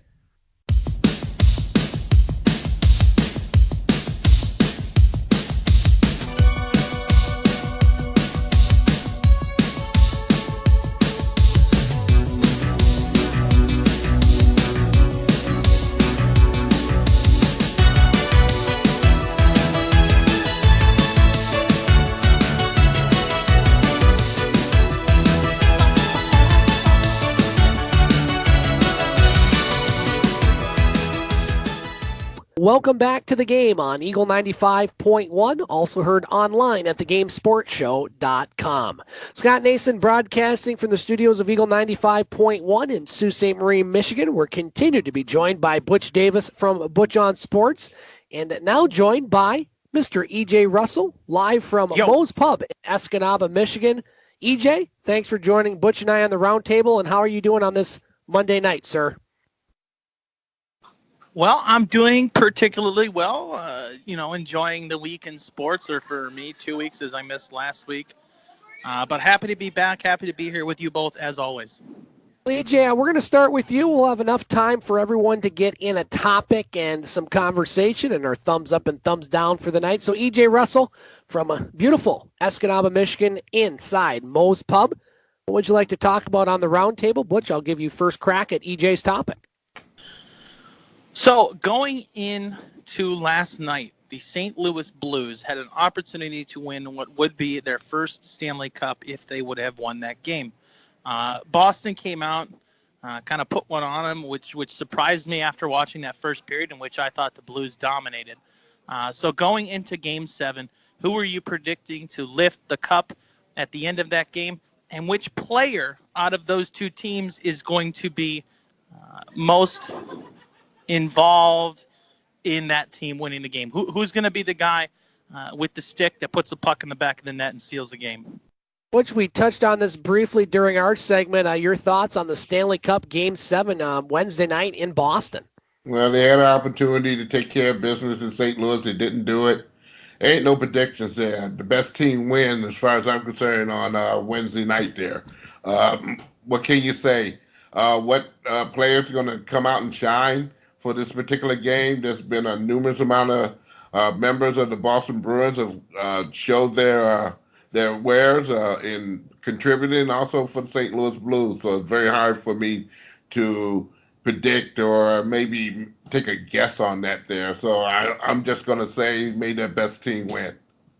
Yeah, I really think St. Louis missed an opportunity last night. Obviously, anytime you have a chance to win the Stanley Cup and you don't, you miss an opportunity, but it was at home. You win the big Game 5 in Boston. You come back. The power play has just been clicking, and they really laid an egg last night against a very good Boston team. And, this is a team, St. Louis, that many people didn't think would even be in the playoffs. They were at the one point were one of the worst teams in the league, and they did. They got hot. Butch was big on them going into the playoffs, and he was correct, and they made it all the way to the Stanley Cup. And, in a Game 7, statistically, the home team, I believe, usually wins most of the time. St. Louis has won twice in Boston in this series. And it is hard to predict. It's been hard to predict this NHL playoffs. When this series began, I thought St. Louis had a chance, but I really thought it was Boston's to win. I thought they had the more talented team, the more playoff-ready team. You get one game in the NHL, it comes down to a goaltender getting hot. It comes down to opportunities on the power play. It comes down sometimes to a deflected puck or a kicked-in puck or a bad bounce. And so I really look at, the one guy I think that you almost always have to watch when Boston is playing is Mr. Marchand.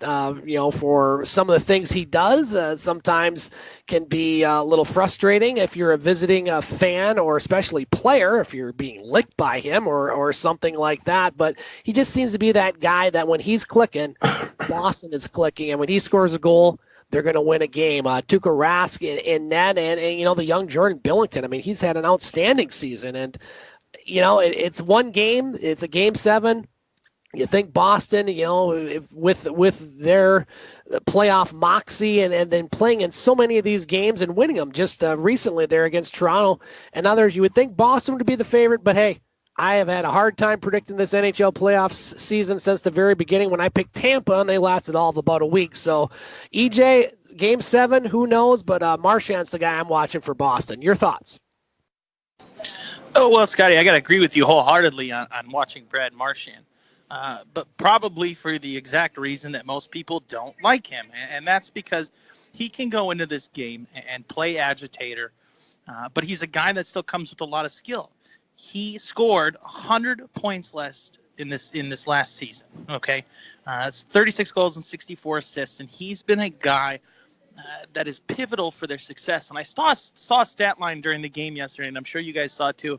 And I don't remember what it was, but they're 21-1 in a game or something like that, where he scores a go-ahead goal or whatever that stat line was. But whenever he scores, that team seems to have significantly more success. And he scored the first goal of the game last night. Guess what? Bruins ended up winning on the road. I think that it might have been a situation where, as a player on the St. Louis Blues and as a fan of the organization, I think that there maybe was too much energy going into that game. It is entirely possible to overhype yourself right out of something. And I think that may have been the situation last night, an opportunity to win your first Stanley Cup at home in only your second Stanley Cup appearance, and the first one being when you were an expansion team in the league. And who would they end up losing to? The Boston Bruins in that series. So I'm curious to see how that comes out. I do think Brad Marchand's a pivotal piece, but I think Ryan O'Reilly's got to be the guy that the St. Louis Blues lean upon. This is a guy that is your center and one of your top centers on your team that has had success. You know, you'd like to see a guy like Maroon, St. Louis native, go ahead and put that game-winning puck in the net. But I think it comes down to between the play of Ryan O'Reilly and Brad Marchand. I think Patrice Bergeron is going to do exactly what you expect him to do. But as far as the goaltending's concerned, you have a pretty even matchup there, 90 versus 91 save percentage. When you look at the stats there, with it leaning towards Tuukka Rask, I think that it is a tough matchup. I think that this is the St. Louis Blues team, though, that has nothing to lose. What was it, halfway through the season? Weren't they the worst team in the NHL last year? And then they end up squeaking in the playoffs and taking the run all the way to the Stanley Cup final. This is a funny sport, and it is a sport where guys can put it together in that moment and make a run at it. And I do think that the St. Louis Blues have that moxie to get it done. I think that they're just going up against an extremely talented Boston Bruins team that is led by veteran leadership with guys like Zdeno Chara and Patrice Bergeron. I think that they're still a tough team to take down. But again, it's a Game 7. You could toss a coin up in the air. I'll make my prediction this way. If Brad Marchand scores, the Bruins will win. If he is held without a point in that game, I'll take St. Louis and lifting their first Stanley Cup in team history. And I think I called Brad Chris Marchand, who was a guy that used to go to Lake State. My apologies to Brad Marchand. I hope he don't lick me in the face after hearing that one. Let's go to Butch Davis for his topic tonight. Butch, what you thinking about? What you want to talk about tonight on the round table? Yeah. Uh-oh. She got me. Let's talk about the Detroit Tigers there. I made the statement earlier about the general manager say on bringing up some very good minor league players right now who are doing very well. And again, also in Toledo per se there, as the stock on Detroit Tigers minor league system is building up. The best news I've heard in a very long time, because the minor league system in Detroit Tigers just got skunked out by trades or other misfortunes there. What do you think the Tigers should do when it comes down to maybe talented players in the minor league versus their record this year, which they're not going to do too well as per se? Do you think those particular young players have an opportunity or deserve an opportunity to be brought up to the major league level and get the gameful experience instead of wasting a year in doing that?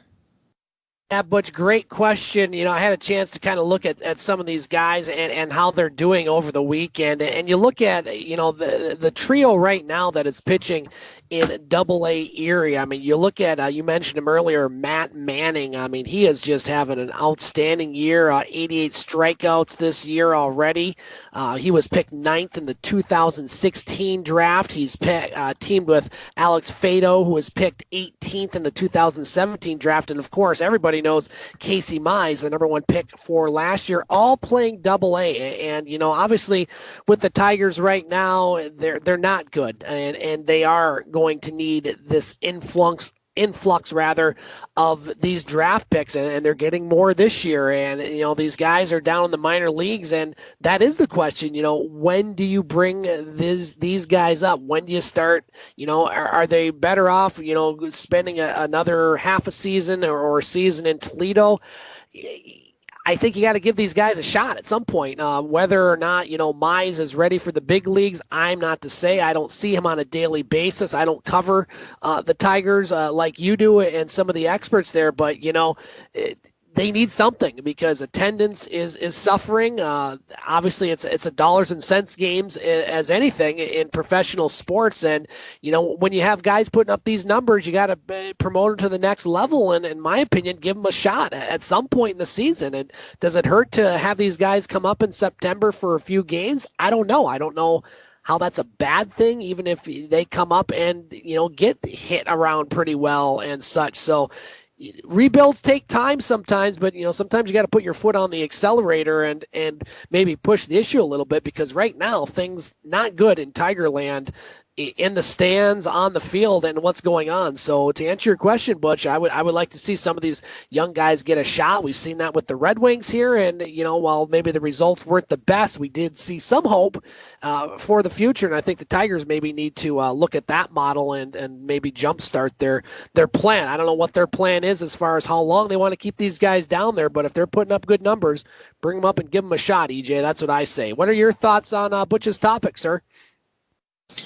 I want to start off by saying baseball's a funny game, and for me, if I'm any team, and I'll speak out of my experience with the Cleveland Indians as a fan, I think you should wait until the All-Star break and see how things start to turn coming out of that. For a long time, the Cleveland Indians would start off the year terrible and then turn it on at the All-Star break and just be short of making the playoffs. And having watched the Tigers as many times as I have this year, being a resident of Michigan, I do see potential in that team to maybe shift upwards. We've seen teams in Major League Baseball with lesser talent make runs.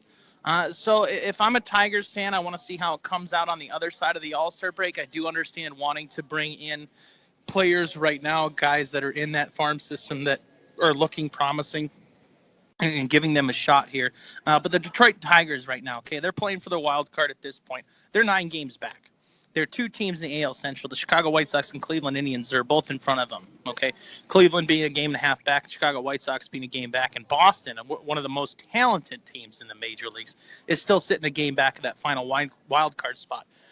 And what that's telling me is that teams haven't settled in yet, okay? And to me, the All-Star break gives you the perfect time to sit as a manager, settle into what you have, let your star players go out and have fun on that weekend. But you got to figure out what you're looking like on the other side there. And if you jump into and rush into bringing up these minor league players, which, again, it may be the right decision. I'm not as familiar with the farm system as you guys are. But to give those guys a chance to come out on the other side, come out with some momentum and come out swinging. If they're hitting the ball extremely well and they get the kind of production from their starting rotation that you need, there may be no need to bring up these guys. Maybe you bring up one of them because you have a player struggling. I think that the biggest move that the Detroit Tigers need to find a way to do, and as a fan of loyalty and having a guy that's been in your organization for a long time, they got to find some way to unload Miguel Cabrera in that contract. And maybe the way that you do that is by bringing in the lesser number of prospects from a different organization to unload that's one of the worst contracts in baseball right now. But if you can't find a way to get out from underneath that Miguel Cabrera contract, you're not doing yourselves any favor as far as payroll goes. And for a small market team like the Detroit Tigers, that's something that's going to hurt you. You're just not getting the production from Miguel Cabrera. That needs to be looked into. You have to find some way at this point to cut your losses, even if that means that you continue to pay them. If you continue to pay them and you get a couple of good players out of it that start giving you production, that might be worth it for you monetarily to do something like that. Your best loss is your first loss. So cut it as you can. See if you can find a way to make that work. But I'm not pushing the full panic button until I come out maybe that first week or two out of the All-Star break. And if it continues to slide, if they continue to not be successful, then absolutely bring those minor league players. Absolutely bench the guys that aren't giving you production. Send them down. It's nobody's more humble than when they're humbled, okay?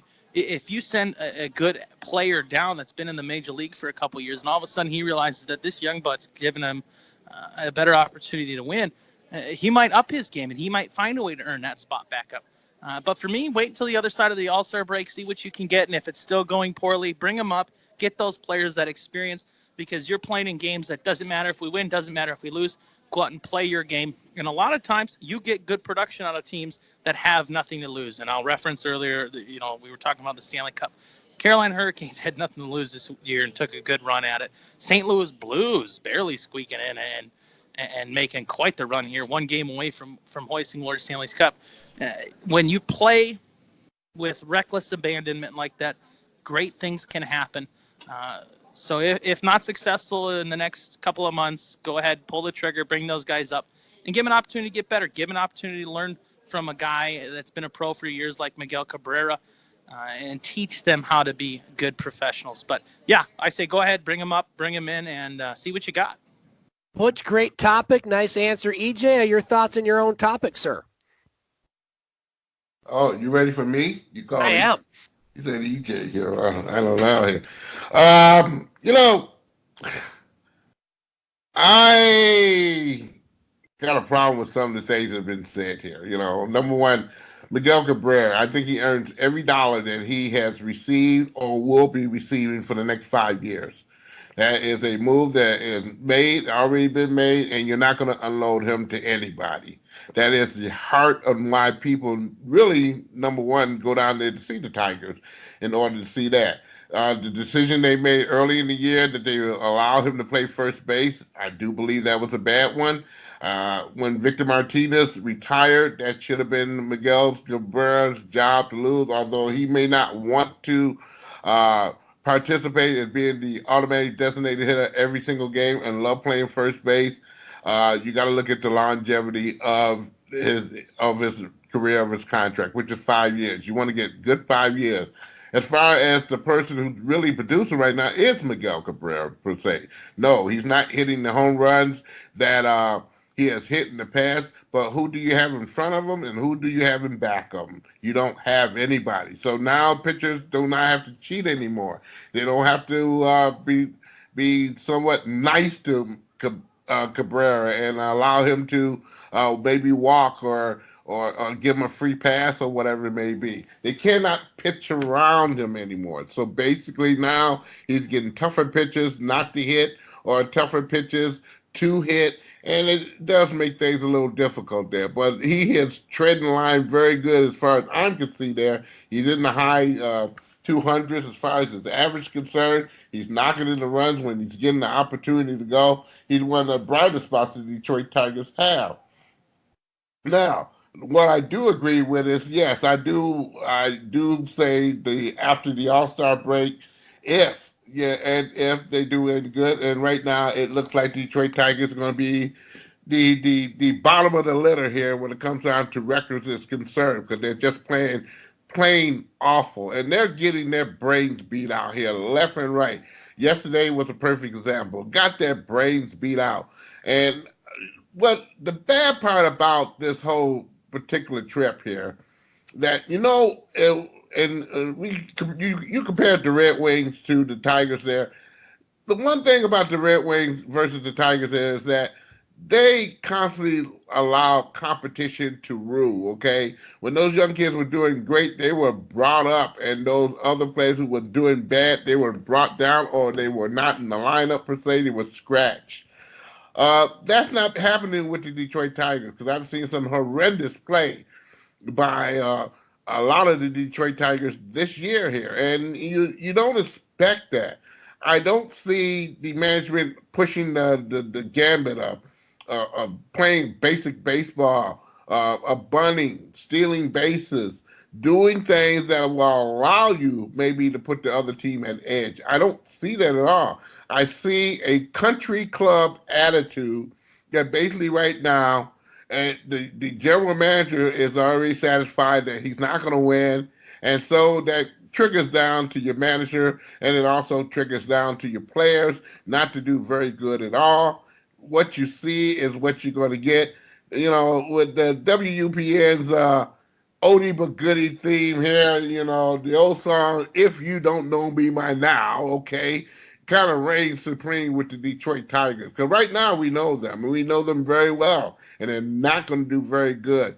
I don't agree with the general manager per se of holding back players and wanting them to have some adversity of failing and whatnot, so they'll know what to do when they get in the big league. Because the big league is a different ball game from the minor league. There, it's the same way as college baseball when you're running around with an aluminum bat versus when you have to pick up a wood bat. It's a different scenario. The sooner you get the advantage of getting players acclimated, the better off you're going to be. They just drafted a brand new kid, Green, who I watched batting practice on television there, and this guy looked outstanding there. He's 18 years old. Hopefully they don't run him through the woods. Hopefully he does not have, if he does very well through that minor league system and advance very quickly, they bring him up and they bring him up immediately because they need someone to kind of knock the crap out of the ball.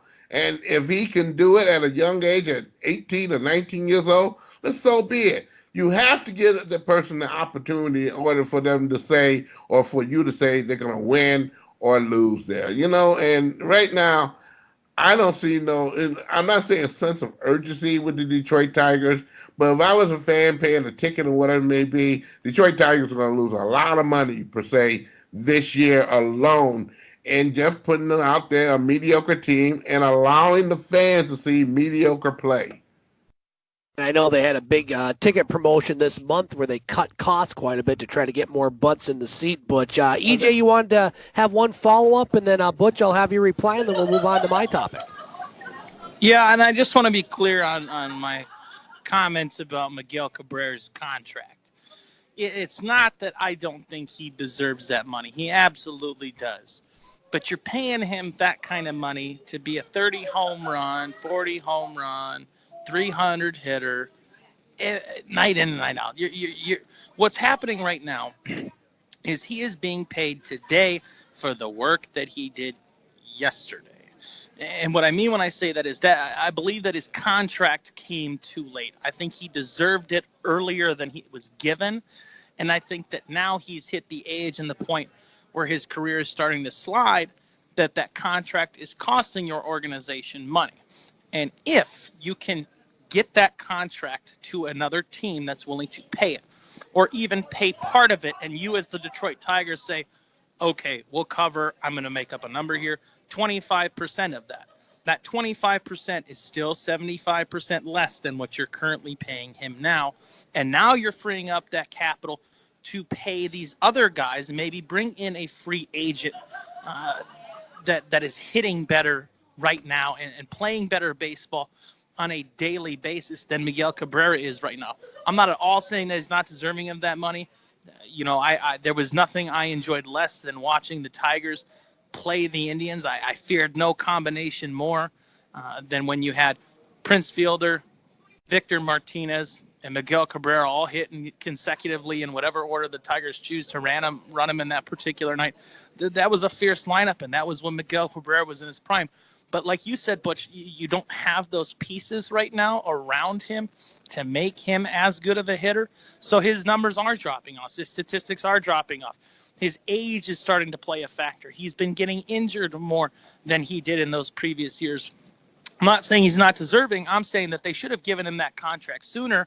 So now it would be easier to, unload from that and potentially make a more attractive offer to another team to say, hey, you're a DH away from making a run at the World Series, and we need some young players. No team right now wants to take that Miguel contract on that, and that's the part that's hurting the Tigers, and that's the part that they got to find a way to get out from under.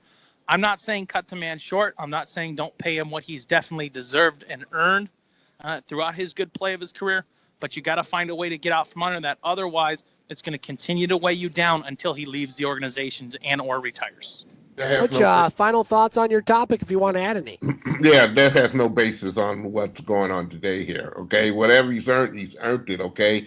You got to look at the man's leadership, which he's performing at that. He is a leader on that team there, okay? And that is just plain and simple. You can't – the reason the Tigers are in the predicament they are in they are right now is because of that particular type of thinking you're bringing up there. You can't just you can't get oranges for apples, okay? You can get a better apple, okay? But he's not hitting 300 anymore. That You doesn't make paid him to be a No, 300 they didn't hitter. pay him. They did not give him a raise to pay. They have a guarantee that he's going to hit 300. They didn't give him a raise for him to play worse. They gave him a raise because he is a leader. He deserves what he gets because he has done it, okay? And he's still doing it. He's the best hitter on the Tigers so far. Who has surpassed the man in hitting right now? Look at the averages right now on the team as far as hitting. He's hitting 296 right now. His on base right, but his on base plus slugging is 749, and every player in front of him, for the most part, is in that 800 to 1,000 range, and you're paying him to be a slugger. The job that he has been asked to do. You cannot ask for anything else. I didn't ask. The Tigers didn't pay for 10 home runs. They paid for more than that. Is not the problem. The problem is the poor pitching the Tigers have, and also the infielders and the defense that they perform. If that straightens out, then you have a more competitive team. If you watch the Detroit Tigers on a normal basis, their defense stinks. I take it from the outfield. Right, and if you free that money up for Miguel Cabrera, is not forcing them to run. The manager has not asked them to bunt, to move runners along. The manager is sitting back in his catbird seat and allowing these kids to make mistakes and do the things to gain experience. It is the manager's job to motivate your players in order to get the best out of them. Then you don't have to motivate Miguel Cabrera. You said his average is 296. By golly, that's right where you need to be. If not, he'll be 300 and over 300 before the season is out. He needs people around him. And right now he has accepted the fact that right now the Tigers are trying to grow as far as getting new players. Dombrowski's not here no more, where he's emptied the shop and got rid of good doggone young players that are performing very, very well in other places. They left this man right now, Al Avila, with nothing, with absolutely nothing. I give this man a whole heck of a lot of credit in building the system the way it has to be built. He is not throwing everybody out in the street, and that's what they need to do. Do I disagree with maybe Mize not given the opportunity right now in the major league level? Sure I will, but I'm quite sure, and I agree with you wholeheartedly. This man will get an opportunity sooner than later, and definitely he's not going to get it this year. That was told by the general manager. But next year, when the crap hit the fan, those players are going to be major when it comes down, and you're going to sign, and you're going to feel a major problem that the Detroit Tigers have, and that is the pitchers that they have now know that there is no competition. The general manager has said there's nobody's going to replace them, so they can about do whatever they want to do and then some. They're not putting the effort out there. And so when you don't have that effort, you don't have a very good ball club. I feel sorry for the fans, but and I don't feel sorry for the fans greatly because they can stay home. But again, Scott said it very much so. The Tigers are going to spend a lot of money this year in extra promotions, losing money, and getting people, those 20,000 people out there to at least to greet and also to cheer for those kids. Those kids need people to cheer them on. And when you see those empty seats out there, that's nothing to cheer about.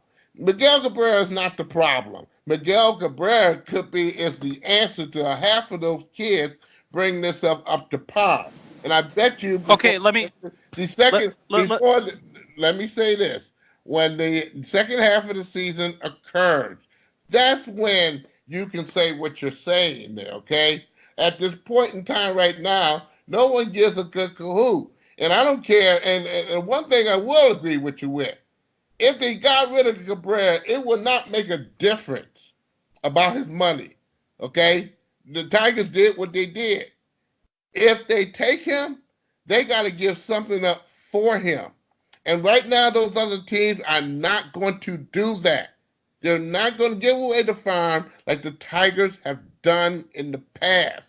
The Tigers would be a much better team if they had not made those trades in order to stay competitive. Mr. Illich is no longer with us. His son is running, and he doesn't know a whole heck of a lot about putting pressure on general managers to win.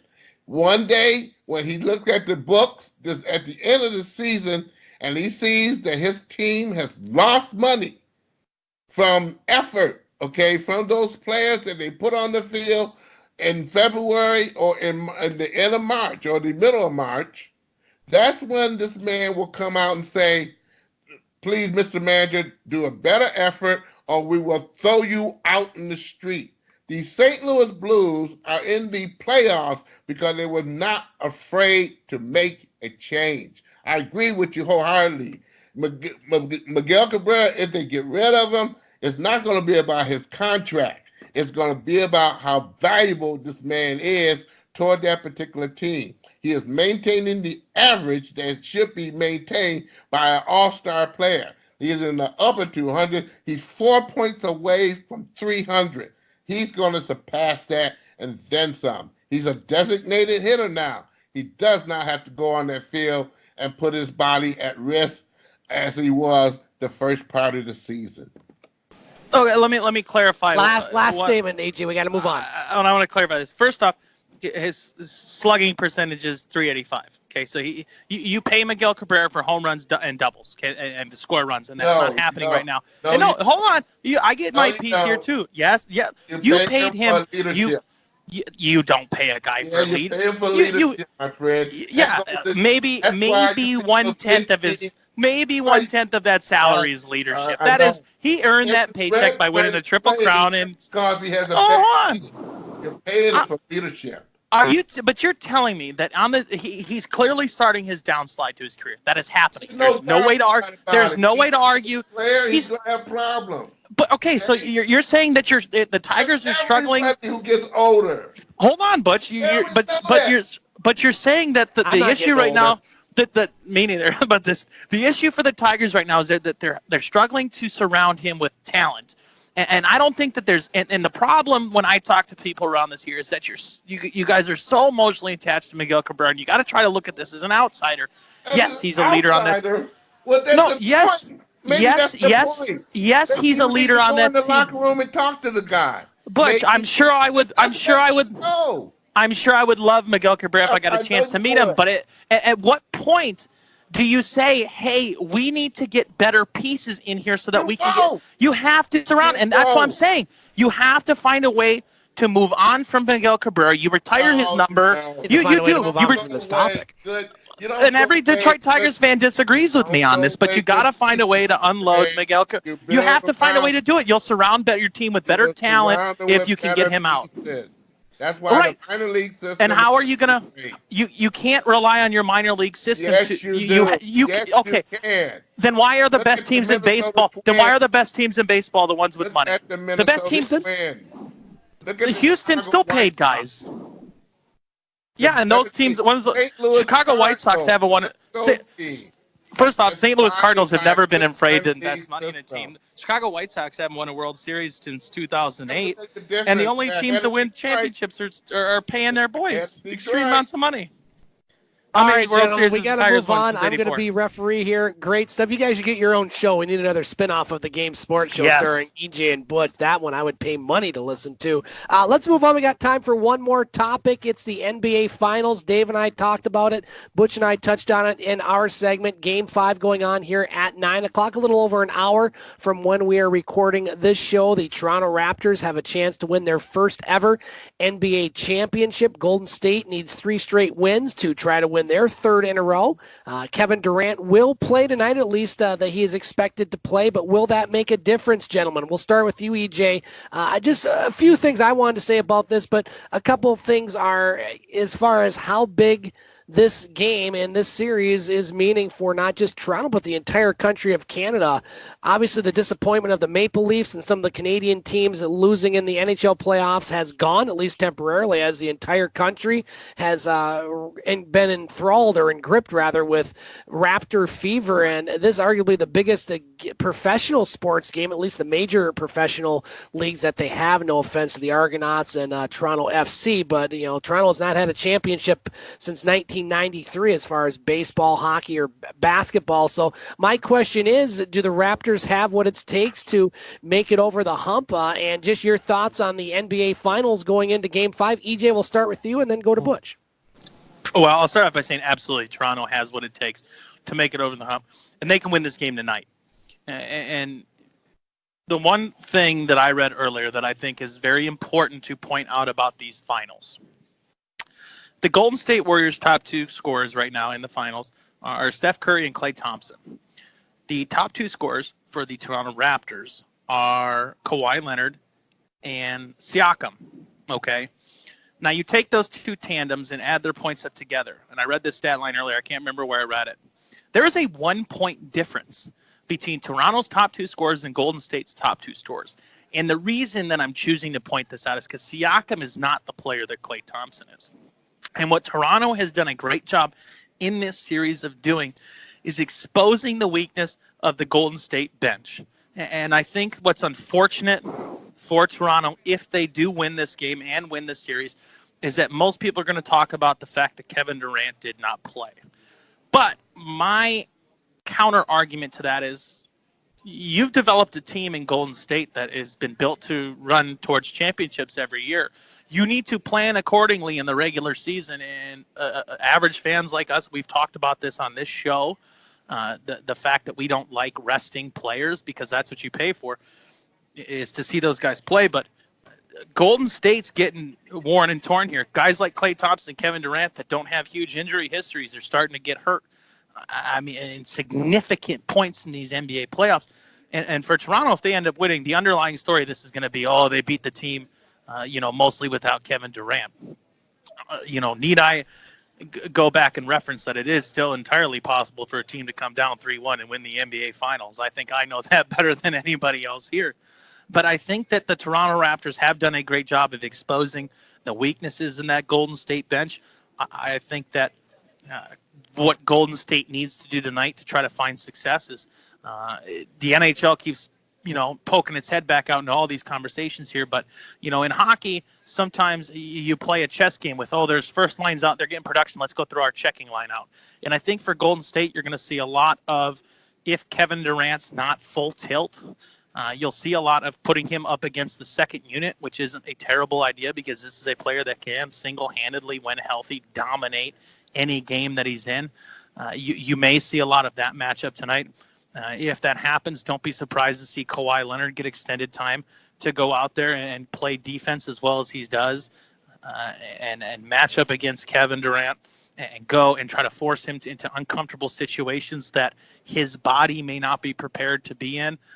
Anybody right now that tells me that Kevin Durant's at 100%, I don't know that I believe that. You hope that he is, because as a fan, you don't want to see a player re-injure themselves, especially a gem like Kevin Durant, one of the best players in this league, if not in the entire world, definitely in the entire world. I think that if Toronto can find a way to keep Kevin Durant quiet and continue to do what they've done in the rest of this series, there's absolutely no reason that they can't win this game. Somebody, I was listening to people talking about this earlier, and they said, Kevin Durant at 50% is better than half the players in this league. You're right. He is better at 50% than half the player in this league. But when you get to the NBA Finals, you're not playing against any team. You're playing against what is the best team in its conference. And this is a Toronto Raptors team that had success throughout the entire year. This is a Toronto Raptors franchise that is going to show up fired up. This is going to be loud. This is going to be a hostile environment. We Are the North is going to be out everywhere. Drake's going to be on the sideline chirping everybody. This isn't the ideal situation to come back in against an injury. Has Kevin Durant put in the work? to prepare himself to come back. It's been clearly obvious that both Golden State and Kevin Durant didn't feel like he was prepared to come back until tonight. What kind of work has he been putting in? Is he going out and getting those shoot-arounds and maybe an hour or two at the end of the night? I don't think that he's pushing himself enough physically, or I would imagine that he's not pushing himself enough physically to risk the injury while practicing. So we'll see how things look tonight. We'll see how much time he gets. I think you might see him as a starter on the floor, but I think his minutes might be a little limited. But if I'm wrong and he shows up, it's anybody's game. I'll still take Toronto just because I think, like I said earlier, they've done a great job exposing the weaknesses on that Golden State bench and the level of depth that they've had to give up in acquiring guys like DeMarcus Cousins, guys like Kevin Durant, and losing those guys off the bench that they were getting significant production from. I'll take the Raptors tonight. I'll take Kawhi Leonard being the MVP of these finals if they do win. But I think that the one piece for Toronto that people need to pay attention to tonight in watching how the tone of play gets set is a guy like Marc Gasol. This is a big body that can step on the outside and put up some shots. If you get a good level of chippiness from him and the kind of play that he's used to giving to fans that know him well in Memphis, I think that he can be a pivotal piece for Toronto. For Golden State, I think it all revolves around Steph Curry tonight. And not in the sense that you need him to score points. He obviously has to score points. But if he doesn't put up a 40-point night, I think you're going to see Toronto sneak away and get the win and hold the Larry O'Brien trophy for the first time. Butch, our friend Nav Bhatia, he made the trip to Oakland, unlike Drake, who I do not believe was at least visible at those games. And one thing to look forward to tonight, I believe that they are not going to have a singer do the Canadian national anthem. They're going to have the crowd do it. That is going to be an unbelievable sight and sounds from Toronto here coming up in a little over an hour. Butch, your thoughts going into Game 5 tonight, NBA Finals? Yeah, you speaking of that, this guy in St. Louis here, man, which was his last performance in 18 years. That was a tearjerker, and he told you the reason why he's not doing it anymore. There, multiple sclerosis there.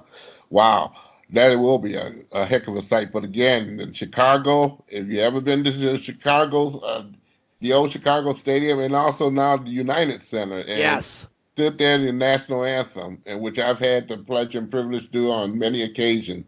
That is the most tear-jerking sign of. Let's see if they can beat that, because that will be great there when they sing "Oh Canada" there. On what I heard from EJ there was some preciseness there. I don't think that. I think he's going to be the gentleman you just talked about so highly. It's going to be the biggest doggone. How should I put this? But he's an agitator. He's gonna try to get in their heads. So, but Golden State is not in this playoffs here because of just that one person who's injured. They're a great team. Playoffs because of people like Sean Livingston, Kevon Looney, Jonas Jerebko, Bell is another one I can name right up the top. Golden State's bench here has been the reason why right now they're where they're at right now there.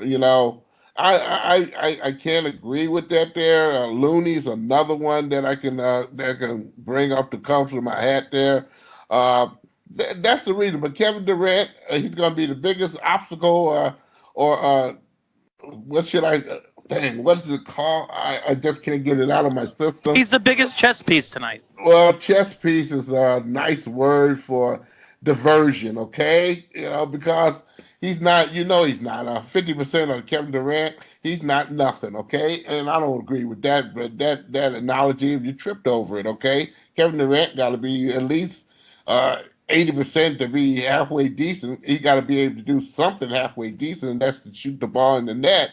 And that's what he's known to do. And running the floor, which right now we're going to have to see if he's able to do that there on a consistent basis. He's not going to get the time and the space that's going to be required. So Golden State's going to win this game. It's going to be definitely their bench. Their bench is better than Toronto's right now. I put bar none, okay? Toronto has brought 8 deep, and Golden State has brought as many as 11 players in a game, and they have been successful with it so far during this playoff there. So, it's going to be the bench of Golden State to spell off some of these starters there. And I think Steph Curry has been worn out to a no, not one, okay? His last 3 or 4 games that Steph Curry has had, he's not been the Steph Curry of that accuracy of over 50% of his shots going in the net. He's not been that way. Klay Thompson hasn't been that way either. And those particular players are going to have to put 50% of their shots in the net in order for this team to have any opportunity and chance to win the game. I think it's the Toronto defense that has been extraordinary through this whole particular outlook here. Mr. Leonard has been fantastic. He's been the most consistent player of the playoffs so far. You can count on him. You can set your watch by him. He's playing a complete game from offense, from defense, from blocking shots, from selling popcorn in the stands on down. He is doing it all, and a little luck on the side as well. And as per Philadelphia, per se, when making a shot, Toronto deserves a championship, and Toronto does everything that they need to do. It's not going to make a doggone bit of difference if Kevin Durant's on the floor and not there. That big build-up that people make in order for them to sell tickets or get the gambling people in Las Vegas all tighten up and whatnot there, it's not going to make any bit of difference. St. Louis, as Scott said, they laid an egg last night there, and basically so, they're going to have to come in Boston and do what they have to do. But having all the road teams came on in these particular venues and showed themselves proud, St. Louis, I looked at their record of maybe 6-7 at home during the playoffs. That basically I said that they're one of the better teams is going to win the doggone thing, which I still stand by, of course, there. And I agree with you wholeheartedly on Boston if they do what they do. But again, in this particular basketball game there, if momentum is right and they are disciplined, and that's where Golden State right now has it over Toronto. They know how to be disciplined on these big particular games because they've been in more of them. We're going to see how Toronto now, if they don't shake it off and mess up a good situation right now, an excellent situation per se. They have 2 chances to win this thing at home. You got to win your home games. That's the majority of these particular teams who are in it now have done throughout the season. So I'm going to say Toronto's going to win. Second to none. But if Golden State win, it won't be because of Kevin Durant. He'll be the biggest decoy in town. It's going to be because of that bench come in there and give them the effort that they need to spell off people like Steph Curry and also Looney and also maybe Klay Thompson, who are all banged up and are built and blown out there. They've been doing this for 5 years in a row without no break and all that. Well, other teams are sitting home and playing chess and eating potato chips on the couch. Pistons. They've been playing basketball. So, hey, let's see what happened.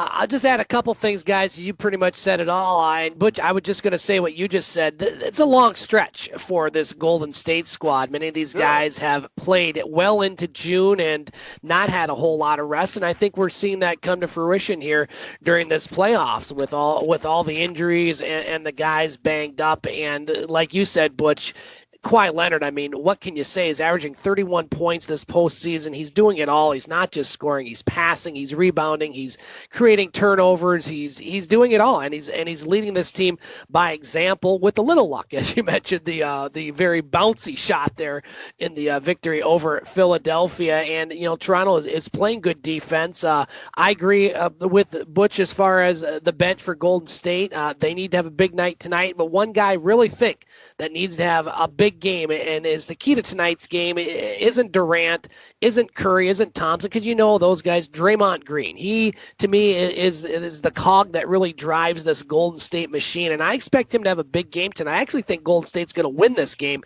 tonight. Don't know if they're going to win the series, but I just got a feeling that they're going to have a good game tonight and win this one. And Toronto and the entire country of Canada, Dave McKeag right now is probably with about temperatures in the 40s and a 15-mile-per-hour wind. Hopefully he has a nice breaker there to watch that game. But it's going to be interesting to see. I'm looking forward to it, and well, we've seen some defense in the playoffs, and this has been a good playoff for the NBA. It took a while to get going, obviously, after the very boring first round, but boy, things have really picked up here as we've moved along, and we will know, I believe, by next week. If there is a Game 7, who knows? Maybe the finals goes into July, for all I know, as many games as they take off. But it's going to be interesting. We'll be talking about it next Monday, no doubt. Gentlemen, let's get to our thumbs up and thumbs down for the week. I will start thumbs up to Rafa Nadal. This gentleman just won his 12th French Open over the weekend. What a dominating guy on clay. 12 majors in one location. That's a record. I believe he's 18 or 19 majors overall, chasing Roger Federer, who he beat in the semifinals. And the emotion that he showed after winning his 12th, you'd think it would kind of be routine, but this guy lives and breathes clay court tennis and tennis in general. And we're watching one of the best we will ever see, along with Federer, who he beat in the semifinals. But congratulations to Mr. Nadal winning his 12th French Open. That is absolutely unbelievable. Thumbs up.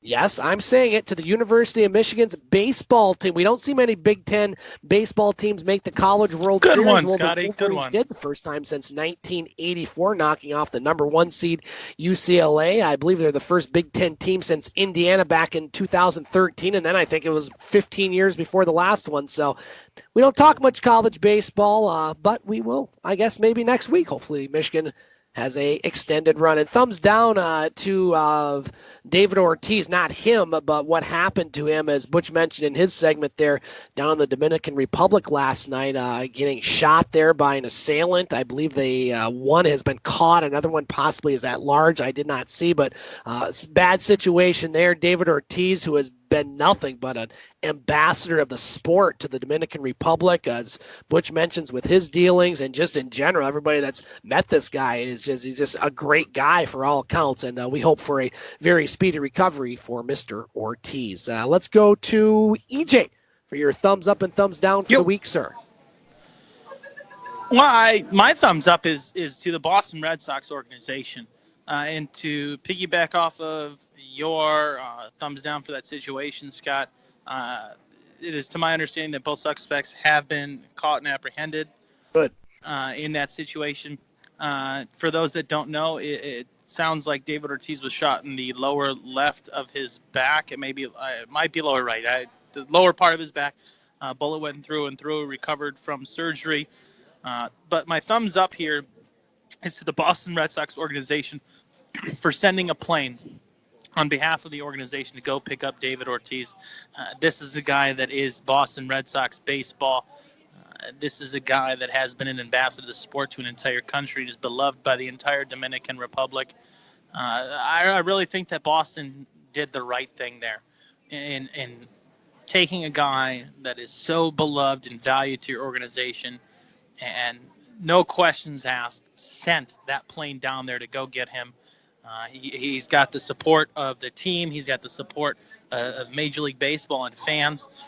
And I'm confident that the two gentlemen that are responsible for this happening will be dealt with accordingly and in accordance with the laws of the Dominican Republic. But thumbs up to the Boston Red Sox for handling this ordeal with a ton of class. And really we've seen guys that once they're off the team have been given the cold shoulder in the past. I mean, look at University of Michigan with the Fab Five up until Juwan Howard getting hired this year. There was kind of a black mark there, in my opinion, against the university. But thumbs up to Boston Red Sox. I really don't have a thumbs down this week. I think it's just been a great week in sports. I think we're getting to that time of year that makes it a lot of fun. If I can give a second thumbs up, Scott, you took my other one too. Nadal, the king of clay. I mean, they call him that for a reason. Dude just doesn't lose when you put him on that red surface. So thumbs up to him. Thumbs up to the Boston Red Sox. No thumbs down this week. Thank you, EJ. Butch Davis, your thumbs up and thumbs down for the week, sir. Thumbs down to, again, for the second week in a row, to the Detroit Tigers. They smell. Okay? Okay? Yes, they do. Thumbs up.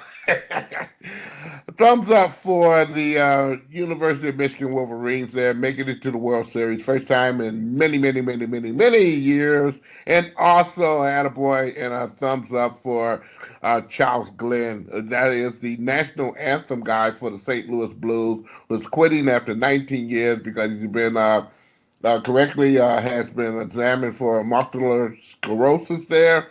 And we wish him well in his health dealings with that particular there. But no nice of a guy that he ever got there. I met him. He came in Detroit. He got relatives in Detroit here. So you got to meet him. And his whole family is entertainment giant there as well, as I know some of his relatives as well. He is a very nice guy there. I wish him well. Yes, we do, and well said, my friend. Let's go around the horn one more time. Of course, we'll have the Game Sports Show from Soo Ontario later on this week at thegamesportshow.com. Our next edition of the game will be next Monday night on October. It feels like October, June 17th, here in Sault Ste. Marie. E.J. Russell, what's going on with you at Moe's Pub and in general this week? Me, I'm boring. I'm pretty easy to call. If I'm not working, I'm fishing or on this show for the most part. And hint, if I'm not on the show, I'm usually out fishing. But bingo night on Mondays, Tuesday night trivia. Wednesday, we have finally got it kicked off. Feud Time, which is a family feud style trivia event, which yours truly will be hosting. Come on down to the Moe's Pub. Lots of great local beer specials. Fantastic pizza, probably the best pizza in town, in my opinion. Great food, great service. Always a great time here at Moe's Pub. Jay, we love having you on. We'll talk to you next Monday night here on the game. Thank you, sir. All right, thank you. And Butch Davis, of course, you can find his show, Butch on Sports, on his podcast page, Simply Butch2. That's TOO.podomatic.com. You can also find him on Facebook. Just look up Butch on Sports, and on our podcast page, thegamesportshow.com. Butch, what's in store for you this week, my friend? Boy, it's raining in Toronto there, man. I see that. People are, it's coming down too here, boy. Of course, the podcast is, of course, here on Butch on Sports, per se there. And the last week of Detroit Lions playing football or getting ready for football for their little 3.5-week vacation before they have training camp. Those are two of the main ingredients probably this week, and probably some more of the ins and outs here as we hear maybe some things on Detroit Pistons and Red Wings as well. And also the auto show that next summer will be outside. We're looking forward to that. We're looking forward to summer up here. And, of course, you have the Women's World Cup, which has started. USA plays tomorrow. Canada won today. You also have the Cricket World Cup. I know everybody's on the edge of their seat on that one. So lots of good sports to talk about. We'll continue to talk about them here on the game. Butch, thanks for joining us, and we will talk to you next Monday night for another edition, my friend. Sure will. All right, that's going to do it here for our Monday night edition of the game here, sponsored by the Wicked Sister. Want to thank Butch Davis, E.J. Russell, and Dave McKeag for joining us. And we'll talk to you next week for another edition of the game on Eagle 95.1 and online at thegamesportshow.com. See ya!